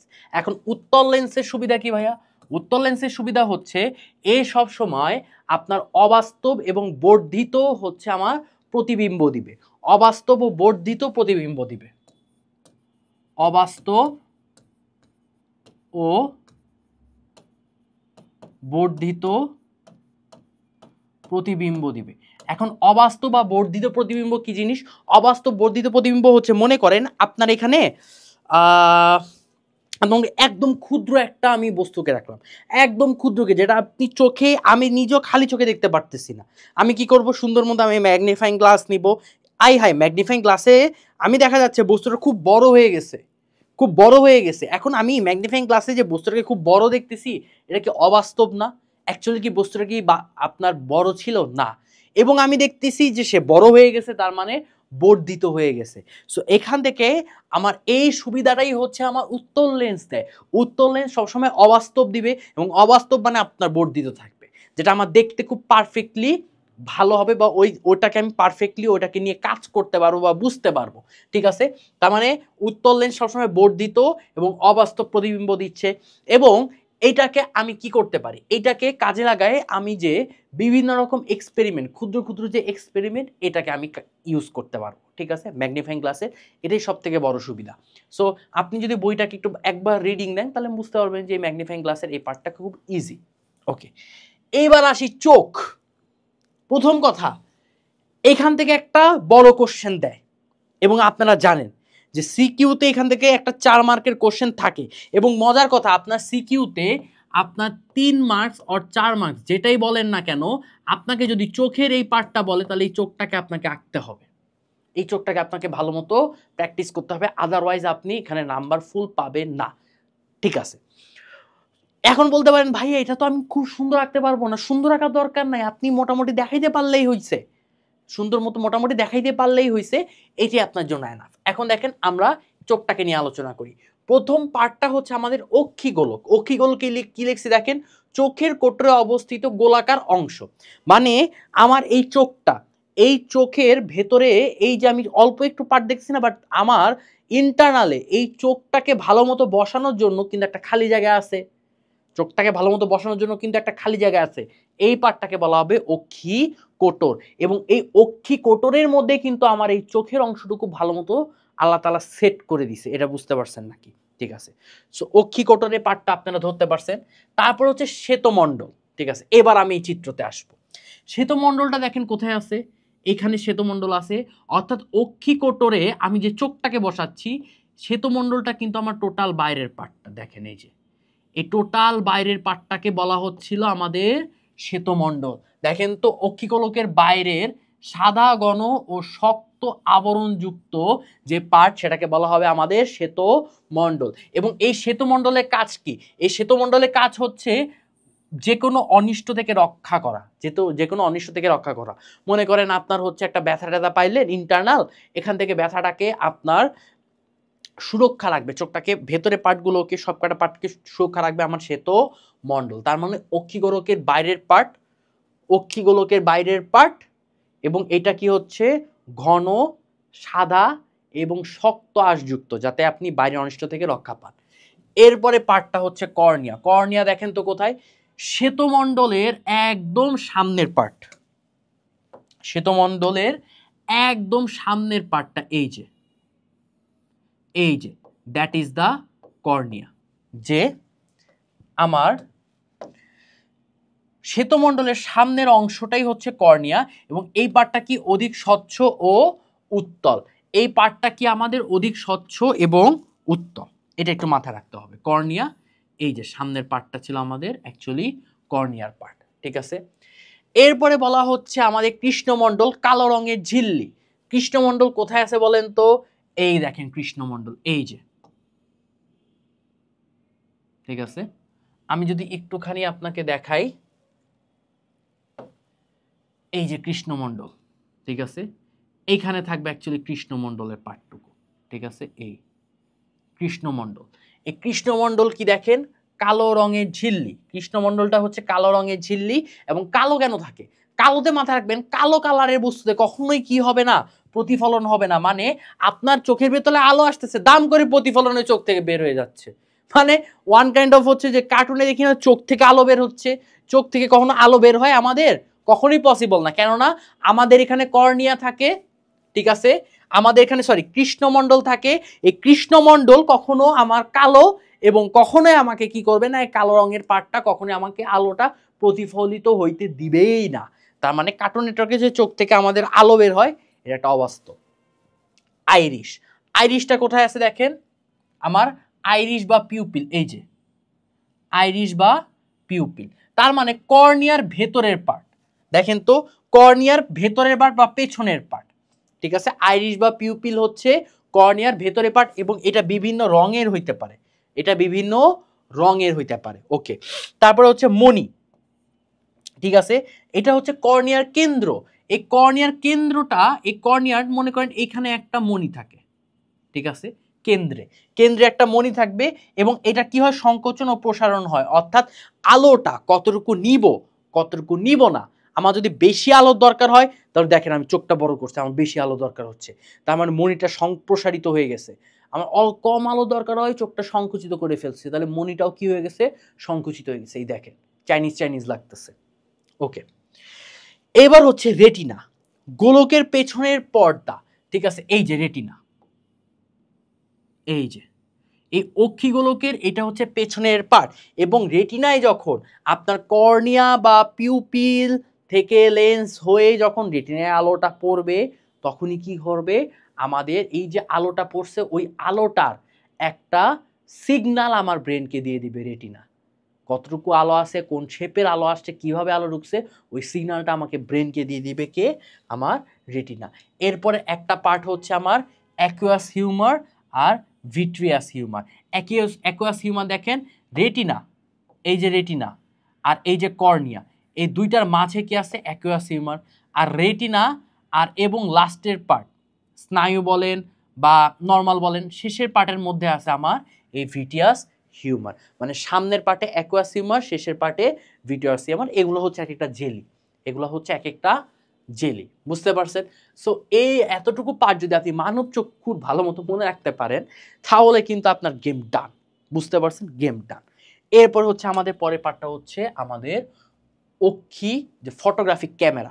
এই ক্যামেরা না আপনারা দেখেন না, এই ক্যামেরা আমরা দেখছি এবং আমিও, মানে আচ্ছা ডিএসএলআর ক্যামেরা তো দেখছেন, হ্যাঁ আপনারা তো ডিএসএলআর ক্যামেরা দেখছেন, বাট এইটাও ডিএসএলআর ক্যামেরার মতোই, বাট আমরা একদম র ক্যামেরা দেখছি, ঠিক আছে। ফুজি আমাদের টাইমে ছিল খুব নাম করা, ফুজি, সনি, সনির ক্যামেরা হইলে তো আর কথাই নেই, হাতে একটা সনির ক্যামেরা, সবার চোখ আমাদের দিকে থাকতো, যার হাতে সনির ক্যামেরা, যার কাছে হচ্ছে ফুজির ক্যামেরা, ঠিক আছে।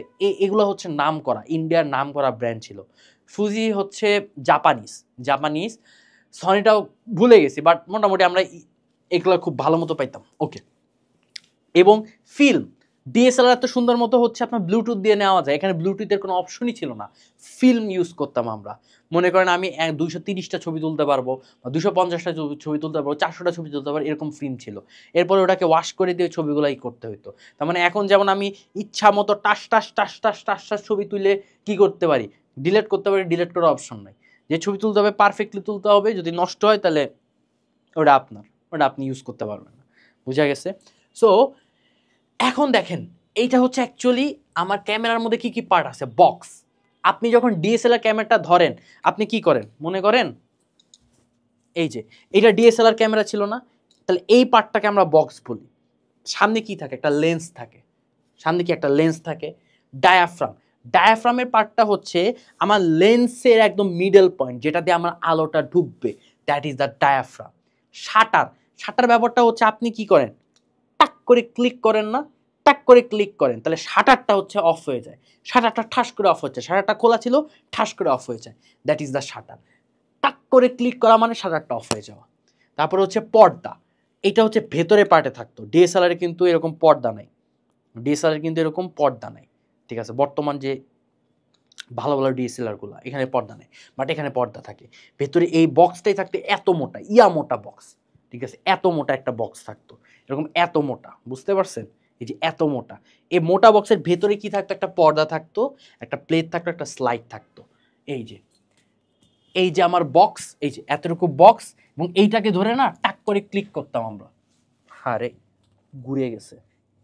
আচ্ছা, এটাকে ধরে আমরা টাক করে ক্লিক করতাম, ক্লিক করলে না ডায়াফ্রামটা অফ হয়ে যেত। সো দেখেন এই এই এই এতটুকু পার্টটা আমার নিজেরও ক্যামেরা ছিল, কিন্তু আজকে ক্লাসটা নেওয়ার আগে না আমি হচ্ছে ক্যামেরা কোথায়, মানে নষ্ট ক্যামেরা, আমি চাইছিলাম আজকে ক্যামেরাটা আইনা আমাকে পারফেক্টলি দেখাইতে, বাট আমি খুঁজে পাইনি। খুঁজে পেলে মনে হয় বেস্ট হইতো আপনাদের জন্য, যে আপনারা বুঝতে পারতেছেন সব কিছু। সো ট্রাই করতেছি যতটুকু পারা যায়। তো দেখেন এইটা হচ্ছে বক্স, এই এতটুকু হচ্ছে আমার বক্স, এতটুকু হচ্ছে আমার, এই যে এতটুকু হচ্ছে আমার বক্স, ঠিক আছে? এরপরে হচ্ছে ফিল্ম। ফিল্ম হচ্ছে এই যে এতটুকু, এতটুকু হচ্ছে আমার এই যে ফিল্ম, ঠিক আছে? তার আগে এখানে একটা পর্দা থাকবে, তার আগে এখানে একটা অ্যাকচুয়ালি পর্দা থাকে, ঠিক আছে? তারপর হচ্ছে স্লাইড, এই স্লাইডের মধ্যে হচ্ছে আমার হচ্ছে বিভিন্ন থাকে, ঠিক আছে? বিভিন্ন হচ্ছে স্লাইড, ছোট ছোট ছোট ছোট পার্ট থাকে, ঠিক আছে? স্লাইডের পার্টটা। এবার দেখেন আপনাদের এই ক্যামেরার কাজ, যেহেতু আপনারা ক্যামেরা দেখেন না, আমরা ক্যামেরা দেখছি, আমাদের ক্যামেরা পড়তে খুব বেশি অসুবিধা নেই, আমরা তো জানতাম, বাট আপনাদের অসুবিধা হবে। এই অসুবিধার সমস্যা সমাধানের জন্য আমি স্টেপগুলো বলে দিছি, ঠিক আছে? যেহেতু ডিজিটাল মানুষ, আমাদের বই এখনো হচ্ছে আদিম যুগে, তাই এই কারণে আমি স্টেপটা বলে দিছি। স্টেপটা যদি আপনি ভালো মতো মাথায় রাখতে পারেন, আমি যেভাবে বুঝাচ্ছি, তাহলে কিন্তু মোটামুটি এই চ্যাপ্টারটা ডান। দেখেন এই চ্যাপ্টারের এটাই কিন্তু সব থেকে ভাইটাল পয়েন্ট। ওকে, সো দেখেন এখানে ফার্স্টে কি বলছি, শাটার খুলবে। তার মানে আপনার যে ক্যামেরা, এই যে মনে করেন আমার যে ক্যামেরাটা ছিল, ঠিক আছে, এই ক্যামেরার সামনে কি ছিল? লেন্স ছিল। লেন্সের আমি কি বলছিলাম, আলো যাওয়ার জন্য আমাকে কি করতে, একটা পথ রাখতে হতো, মনে আছে? ওকে, আচ্ছা এবার দেখেন আমি কি বলতেছিলাম, যে আলো আসার জন্য আগে কি করতে হবে, আমার এই শাটারটাকে খুলতে হবে, অর্থাৎ এই শাটারটা খুললেই এখান থেকে আপনার আলো যাওয়া স্টার্ট করবে, ঠিক আছে? এখন আলো আপনার পর্যাপ্ত যাচ্ছে না অপর্যাপ্ত যাচ্ছে, এটা পরবর্তীতে দেখা যাবে। এরপরে হচ্ছে ক্যামেরার দৈর্ঘ্য নিয়ন্ত্রণ। আমরা যখন ছবি তুলি, আমরা একটু বলি না, একটু পেছনে নেই, একটু সামনে নেই, একটু ডানে নেই, একটু বামে নেই, বলি যাচ্ছে এখান থেকে ভালো আসতেছে না, আলো রিফ্লেকশন হচ্ছে, তুমি ওই সাইডে চলে যাও। তার মানে আমাকে কি করতে হবে, ক্যামেরার দৈর্ঘ্য নিয়ন্ত্রণ করতে হবে, সামনে নিলে বেস্ট আসতেছে না পেছনে নিলে বেস্ট আসতেছে। এরপরে হচ্ছে ডায়াফ্রাম। ডায়াফ্রাম দিয়ে কি করতে হবে, আমার ডায়াফ্রামটাকে ঠিকঠাক করতে হবে, ঠিক আছে? সো আপনি দেখেন আপনার এখানকার ডায়াফ্রামের পার্টটা কি ছিল, ডায়াফ্রাম দিয়ে আমরা অ্যাকচুয়ালি লেন্সের সামনে শাটার যে পথ দিয়ে যাচ্ছিল, ওটা অ্যাকচুয়ালি ডায়াফ্রামের ওয়ান কাইন্ড অফ ডায়াফ্রাম বলা যায়। ওই ডায়াফ্রামটাকে আমাকে নিয়ন্ত্রণ করতে হবে, ঠিক আছে? তারপরে হচ্ছে উজ্জ্বলতা মেপে শাটার বন্ধ, ঠিক আছে? আমার যখন উজ্জ্বলতা ফিক্সড হলো, তখন টাক করে ক্লিক করতে হবে। টাক করে যখন ক্লিক করব, তখন আমি অ্যাকচুয়ালি উজ্জ্বলতা মেপে আমি কি করছি, শাটারটাকে বন্ধ করে দিছি। যখন বন্ধ করে দিছি, তার মানে যতটুকু আলো ওই মোমেন্টে চলে আসছিল, সে এখন ক্যামেরার ভেতরে চলে গেছে। তখন আপনার ক্যামেরার ভেতরে যখন চলে গেল, প্লেট সহ ঢাকনা বসানো, এই যে প্লেটটা আছে না, এই যে প্লেট, এই যে প্লেটটা আছে না, এই প্লেটের, ঠিক আছে, তার সামনে ঢাকনা আছে, এই ঢাকনাটাকে প্লেট সহ বসাইতে হবে। এবার দেখেন প্লেটে কি হচ্ছে, এক্সপোজার ঠিক করা। এক্সপোজার মানে এই প্লেটে কতটুকু অংশ জুড়ে কাজ করবে, এই প্লেটের হচ্ছে কতটুকু পার্ট থাকবে, এই পার্ট হচ্ছে অটোমেটিকলি ক্যামেরা সেটিং থাকে, এটা তখনই করতে হবে, এত ওই ধরনের। তারপরে যখন আমি সাক করে যখন আমি ক্যামেরাটা অফ করছি, শাটারটা অফ করছি, আলো তো চলে গেছে, ওই পার্টগুলো, আলোর ওই পার্টগুলো এই প্লেটের উপরে কি হয়ে গেছে, রিফ্লেক্ট করে না, এই প্লেটের উপর আলোটা চলে গেছে। তখন দেখা যায় কি, আপনি ওই ফিল্মটা নিয়ে যদি আপনার সিলভার দ্রবণে আলোকক্রিয়া যদি করান, তাহলে দেখা যাবে একটা ডেভেলপার দ্রবণে আপনাকে আগে চুবাইতে হবে। এই ডেভেলপার দ্রবণে কাজ হচ্ছে, এই প্লেটটাতে পুরোটা পাচ্ছিল আমার সিলভারের, এরপরে যখন সেখান থেকে আলো গেছে, সিলভার কিছুটা ক্ষয়ে গেছে, মানে যতটুকু পার্ট আলো গেছে ততটুকু পার্ট সিলভার ক্ষয়েছে। খাওয়ার পরে যখন ডেভেলপার দ্রবণে দিব, তখন ওই যে পার্টগুলো সিলভার ক্ষয়ে গেছিল হালকা হালকা, ওইটা হচ্ছে সম্পূর্ণ ক্রিয়া করবে। ক্রিয়া করলে আমাদের এখানে কি হবে, অ্যাকচুয়ালি সিলভার ক্লোরাইডে বিজারণ হবে। ক্লোরাইড বলতে এখানে হচ্ছে সিলভার ক্লোরাইড বলতে এখানে ফ্লোরিন, ক্লোরিন, ব্রোমিন, আয়োডিন যা ইচ্ছা যা তাই দিয়ে হচ্ছে এখানে বিয়োজন করাবো। এরপরে কি হবে, আমার সিলভার ধাতু প্লাস হাইপো দ্রবণ, সিলভার ধাতু আর হাইপো দ্রবণের একটা কম্বিনেশন হবে এখানে, অর্থাৎ হাইপো দ্রবণে এরপর আমার বসাইতে হবে এই বিজারণের পরে ওই যে পার্টটা, ওই পার্টটা এরপর আমি হাইপো দ্রবণে বসাবো। হাইপো দ্রবণে বসানোর পরে আমার যে পার্টটা অর্ধেক অর্ধেক ক্রিয়া বিক্রিয়া করছে ওটা পরিপূর্ণভাবে গলে যাবে। পরিপূর্ণভাবে গলে গেলে আপনি লাস্টে পানি দিয়ে যদি ধুই তাহলে একটা নেগেটিভ প্লেট পাবো আমরা। ওই নেগেটিভ প্লেটটা দেখেন যে ওই যে মাঝে মাঝে ওই সিআইডি দেখছিলেন না, সিআইডিতে কালো কালার প্লেট শুকাই দিচ্ছিল মাঝে মাঝে, কালো কালার প্লেট শুকাই দিয়ে তারপর ওটাকে স্ক্যানিং করতো, ওই কালো কালারের প্লেটটাই হচ্ছে নেগেটিভ। এই প্রসেসে গেলেই আমি অ্যাকচুয়ালি ক্যামেরার এই পার্টটা পাচ্ছি। এবং এটা আপনাদের কাছে আমি আবার বলতেছি, এটা আপনাদের অনেক সময় মাথার উপর দিয়ে চলে যেতে পারে, কারণ অ্যাকচুয়ালি ব্যাপারটা হচ্ছে এটা আমরা নিজেরা দেখে আসছি, ঠিক আছে। এটা ডেভেলপার এল, এল এটা এল, ডেভেলপার, ডেভেলপার, ওকে। সো এই জিনিসটা না আমরা নিজেদের চোখে দেখে আসছি, বাট আপনারা দেখেন নাই, আপনার এখন ডিজিটাল। এইটা বোঝানোর জন্য আপনি যদি এইটাও ভালো মতো মুখস্থ করেন, এটাও যদি একটু মনে রাখা ট্রাই করেন, দেখবেন তাও আপনি ক্যামেরা পার্টটা পারছেন। এরপর দেখেন ক্রিয়া তো বলেই দিলাম, ডান, ক্রিয়া তো আমি দেখাই দিলাম, এটা ডান। এরপরে হচ্ছে আমার ক্যামেরার সাথে মানব চক্ষুর তুলনা। অ্যান্ড ক্যামেরার আমি একটু দেখেন, এখানে আপনার 6টা পয়েন্ট আছে, এখান থেকে 6টা পয়েন্ট আছে, যেই 3টা পয়েন্ট আপনারা পারবেন না বা বুঝবেন না, এটা আমি মনে করে দিব। কৃষ্ণ প্রাচীর, চোখ যখন পড়ছিলাম তখন কৃষ্ণ প্রাচীরটা কি ছিল, আমার কালো বর্ণের ছিল, এবং কালো বর্ণ কি করতে পারে না বলেন তো, প্রতিফলন করতে পারে না। তার মানে কালো বর্ণটা আমার প্রতিফলন রোধ করতে, সেম অ্যাজ আপনার ক্যামেরার মধ্যে একটা রুদ্ধ প্রকোষ্ঠ থাকে যেটার মান, যেটা রংটা হচ্ছে কালো, এবং এটাও কি করবে না, আলোর প্রতিফলন হইতে দিবে না, শুধু আলো তাকে প্রবেশ করাবে। এরপর দেখেন আমি যে চোখ, এই যে চোখে এই যে পাতাটা বন্ধ করলাম, আবার খুললাম, পাতাটা বন্ধ করলাম, এটা খুললাম, তার মানে এই পাতা বন্ধ খোলা সাহায্যে লেন্স কি হচ্ছে, আমি খুলতেছি আর বন্ধ করতেছি, চোখের লেন্স। চোখের পাতাটা আমার ক্যামেরা শাটার হিসেবে কাজ করে। শাটার যখন বন্ধ থাকে আলো কি ঢুকবে? জীবনে ঢুকবে না, তার মানে শাটার খোলা রাখতে হবে, এখান থেকে কিন্তু আমার আলোটা ঢুকবে। কর্নিয়ার ছিদ্র, কর্নিয়ার ছিদ্র পথে কি আলো প্রবেশ করতে পারে? ডায়াফ্রাম দিয়ে আমরা জানি আলোটা প্রবেশ করে। একটু আগে যে বলছিলাম যে আপনার শাটার খুললো, যে পথটা দিয়ে আলো যাবে বা যেই পার্টটা দিয়ে আলো যাবে সেটা ছিল আমাদের ডায়াফ্রাম, ঠিক আছে। বাকি 3টা যেটা ছিল, বাকি 3টা মোটামুটি আপনারা দেখলেই বুঝতে পারবেন যে অ্যাকচুয়ালি এখানে কি কি হচ্ছে। সো এখান থেকে আমি বলি, এখান থেকে আপনার সবথেকে ইম্পর্টেন্ট পার্ট হচ্ছে যে আপনার প্রতিসরণটা কীভাবে হচ্ছে, এবং প্রতিসরণের ধোঁকা, এই ধোঁকাটা দেখতে হবে। তারপরে কি করতে হবে, চোখটা, চোখের মধ্যে পড়ার মধ্যে কিছু নেই, আপনার অংশগুলো ভালো মতো মনে রাখতে পারলে, চিত্রটা এঁকে দিতে পারলে শেষ, 4-4। এরপরে হচ্ছে আপনার ক্যামেরা, ক্যামেরার মধ্যে আপনাকে ক্যামেরা থেকে খুব বেশি দেন, কিন্তু ক্যামেরা থেকে ক্রিয়াটা দেয়। ক্রিয়াটা যদি আপনি এভাবে বাংলা ভাষায় আমি স্টেপ বাই স্টেপ এটা যদি আপনি লিখতে পারেন, আলহামদুলিল্লাহ হয়ে গেছে। লাস্টে পার্থক্যটা, এই পার্থক্যটা অনেক ইম্পর্টেন্ট, এই পার্থক্য ভাই অনেক ইম্পর্টেন্ট, এই পার্থক্যটা আপনারা মনে রাখার খুব বেশি ট্রাই করবেন। এরপর হচ্ছে অনুশীলনী পার্ট, আমরা এখন অনুশীলনী পার্ট শুরু করব। সো দেখেন আপনাকে বলা হয়েছে আলো বিভিন্ন মাধ্যমে গতিপথ পরিবর্তন করে কেন। মাথায় রাখবেন, আলো বিভিন্ন মাধ্যমে গতিপথ পরিবর্তন করার মেন কনসেপ্টই হচ্ছে আপনার ঘনত্ব। মেন কনসেপ্টই হচ্ছে ঘনত্ব। এই কারণে বলছিলাম হালকা মাধ্যম থেকে ঘন মাধ্যমে গেলে প্রতি অবিলম্বের কাছাকাছি চলে আসে, ঘন মাধ্যম থেকে হালকা মাধ্যমে গেলে অবিলম্ব থেকে দূরে সরে যায়। এটা কেন হয়? ঘনত্বের কারণে। ঘনত্বে আপনার যখন দেখবেন যে কোনো ঘন বস্তুতে আলো না খুব সহজে প্রবেশ করতে পারে না, ঘন বস্তুতে আলো খুব সহজে প্রবেশ করতে পারে না, এই কারণে হয় কি তার দিকটা পরিবর্তন করতে হয় প্রবেশ করার সুবিধার জন্য। আমি জাস্ট আরও অনেক ডিপ নলেজ, এটা ডিপ নলেজ অনেক বেশি, তাও আপনাকে জাস্ট বোঝানোর জন্য বলতেছি, ঠিক আছে। সো এইখান থেকে আপনি কি করবেন, ফার্স্টে ঘনত্বের পার্টটা বলবেন, ঘনত্বের পার্ট বলার পরে অবিলম্ব থেকে দূরে সরে যাচ্ছে, অবিলম্ব থেকে কাছে চলে আসতেছে কোন কোন মাধ্যমের জন্য, এটা বললে আপনার জন্য ফেয়ার এনাফ। এরপর হচ্ছে সংকট কোণ, এবং সংকট কোণ কখন সৃষ্টি হয় এইটা আমি আপনাদের একদম চিত্র এঁকে ভালো মতো বুঝাই দিছিলাম, একদম চিত্র এঁকে ভালো মতো বুঝাই দিছিলাম। এই পার্টটা আপনারা ওই ক্লাস যে সংকট কোণ বুঝাইছি এই ক্লাস থেকে ভালো মতো আপনারা সুন্দর মতো গ্র্যাব করতে পারবেন আশা করি। এখন হচ্ছে মানব চোখ ও ক্যামেরার অমিলগুলা কি কি, আপনারা মিলের বাদে অমিলগুলো নিয়ে আলোচনা করবেন, ঠিক আছে। আপনারা মিলের বাদে অমিলগুলো নিয়ে আলোচনা করবেন। যেমন ক্যামেরা, আচ্ছা ক্যামেরাতে আমি একটা অমিল বলি, ক্যামেরার মধ্যে অমিলের বড় পার্টটা হচ্ছে কি, ক্যামেরা একটা নির্দিষ্ট ফিল্ম থাকে, একটা নির্দিষ্ট পরিসরে আমি ছবি তুলতে পারি, এবং ছবি তোলাটা হচ্ছে আমাদের পরে হচ্ছে নেগেটিভ করতে হয় দেখেন কত প্রসেস। ফার্স্টে হচ্ছে আপনার সিলভার দ্রবণের হচ্ছে আপনি ডেভেলপার দিয়ে ডেভেলপ করবেন, ডেভেলপার দ্রবণে চুবাবেন, তারপরে সিলভার হ্যালাইডে দ্রবণে চুবাই হচ্ছে আপনার হাইপো দ্রবণে চুবাচ্ছেন, কতগুলো প্রসেস মানে ছবি বের করার জন্য। কিন্তু মানব চোখে তো এত কিছু হয় না। আপনার সুন্দর মতো কোথায় পড়বে? রেটিনাতে পড়বে। রেটিনাতে পড়লে আপনার স্নায়ুটাই সিগন্যালটা পেয়ে যাবে, আপনি সুন্দর মতো বুঝতে পারতেছেন আপনার সামনে কে আছে। তার মানে এটা একটা অমিল, এই কার্যক্রম অনেক বেশি। এটা কার্যক্রম আপনার এত বেশি না, ব্রেন খুব সুন্দর মতো কাজ করতে পারে। তারপরে আপনার হচ্ছে মানব চোখের মধ্যে কি কি আছে দেখেন।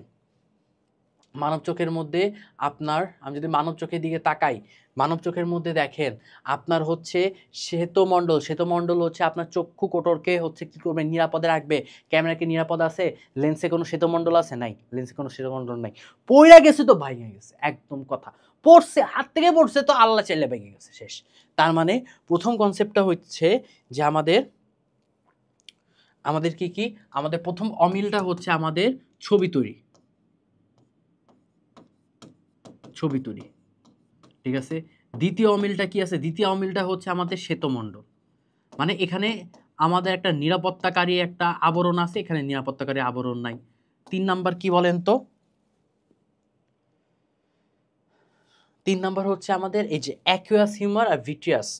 ওকে, দেখেন অ্যাকুয়াস হিউমার আর ভিট্রিয়াস হিউমার এগুলো কি হচ্ছে ক্যামেরাতে আছে? নাই। ক্যামেরাতে অ্যাকুয়াস হিউমার ভিট্রিয়াস হিউমার নেই। ক্যামেরাতে আমাদের অ্যাকুয়াস ও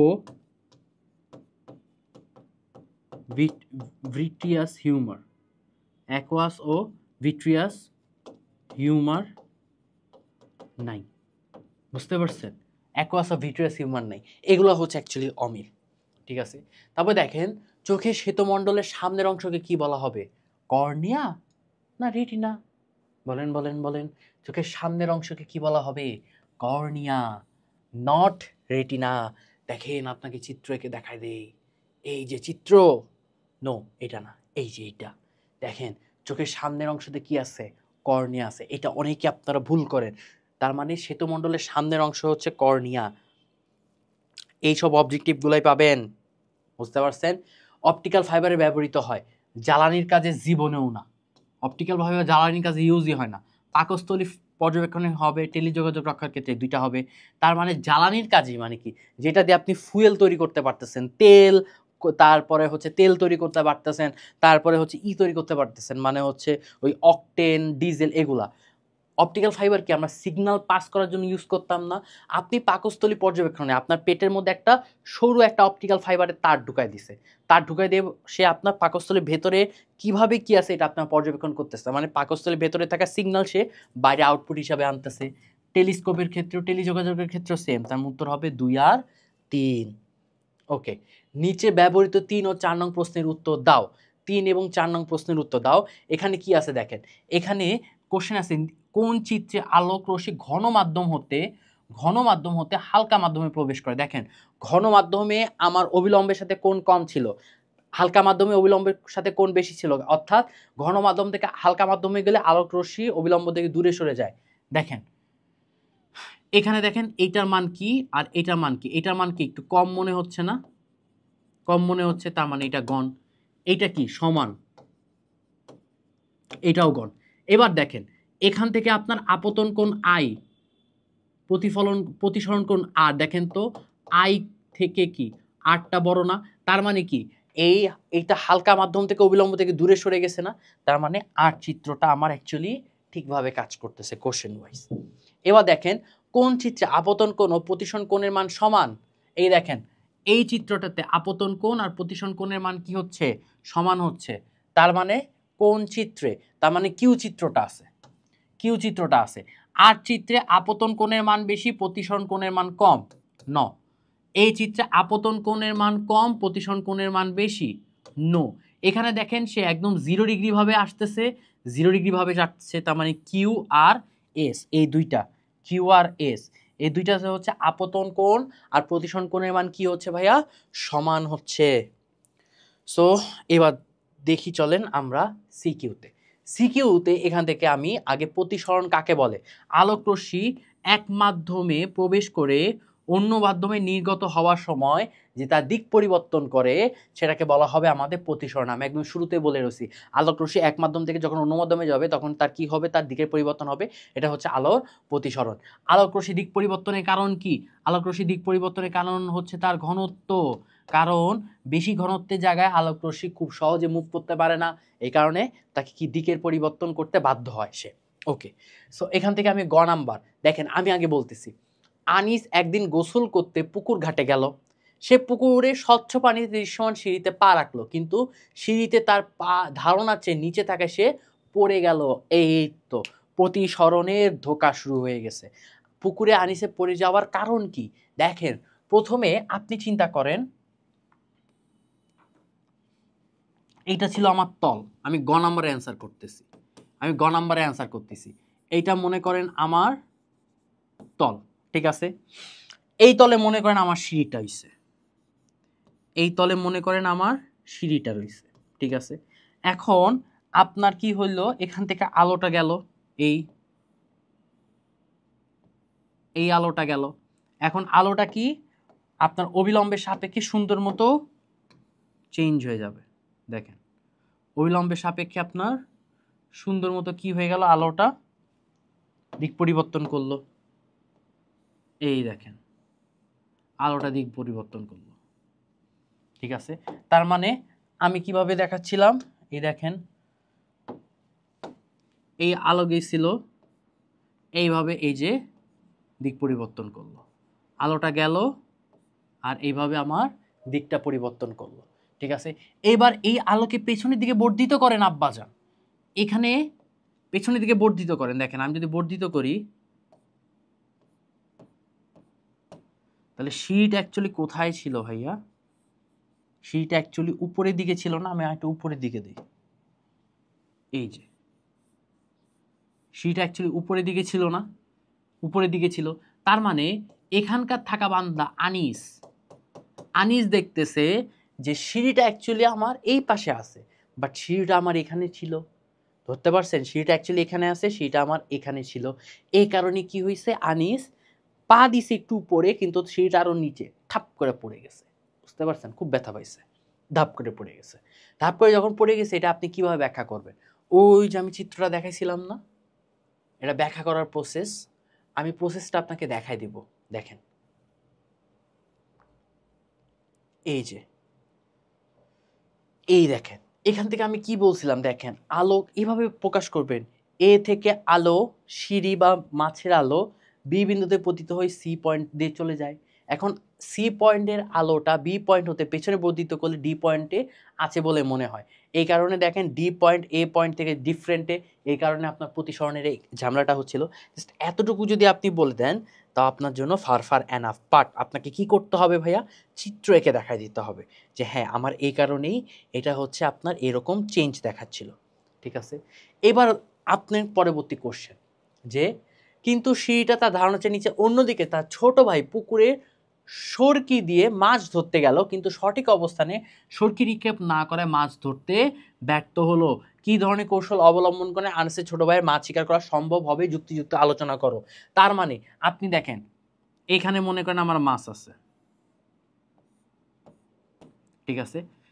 এখানে হচ্ছে আমার অ্যাকচুয়াল তলটা। সো এখান থেকে মনে করেন আপনার এরকম আলো যাচ্ছে, আলো গিয়ে সে সুন্দর মতো এরকম পজিশনে চলে গেল, ঠিক আছে?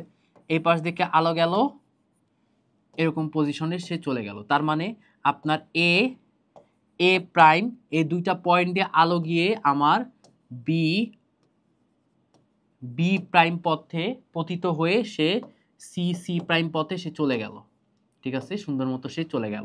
এখন পেছনের দিকে বর্ধিত করেন তো আব্বা, মাছটা অ্যাকচুয়ালি আমার এইখানে ছিল, ঠিক আছে? সো দেখা যাবে যে আমার মনে হবে ডি প্রাইম পথ থেকে অ্যাকচুয়ালি মাছটা আছে। এখন এইটা উপায় করার সব থেকে সহজ প্রসেস হচ্ছে, আপনি যে পয়েন্টে মাছটা দেখতেছেন তারে আরেকটু গভীরে যেতে হবে, আরেকটু অ্যাঙ্গেলে গভীরে যেতে হবে। অর্থাৎ আপনি যে বিন্দুতে মাছ দেখছেন তার কিছুটা গভীরে যেতে হবে। গভীরে আপনাকে এই সরকিটাকে নিক্ষেপ করতে হইতো, তাহলে আপনি মাছটাকে পিক করতে পারতেন।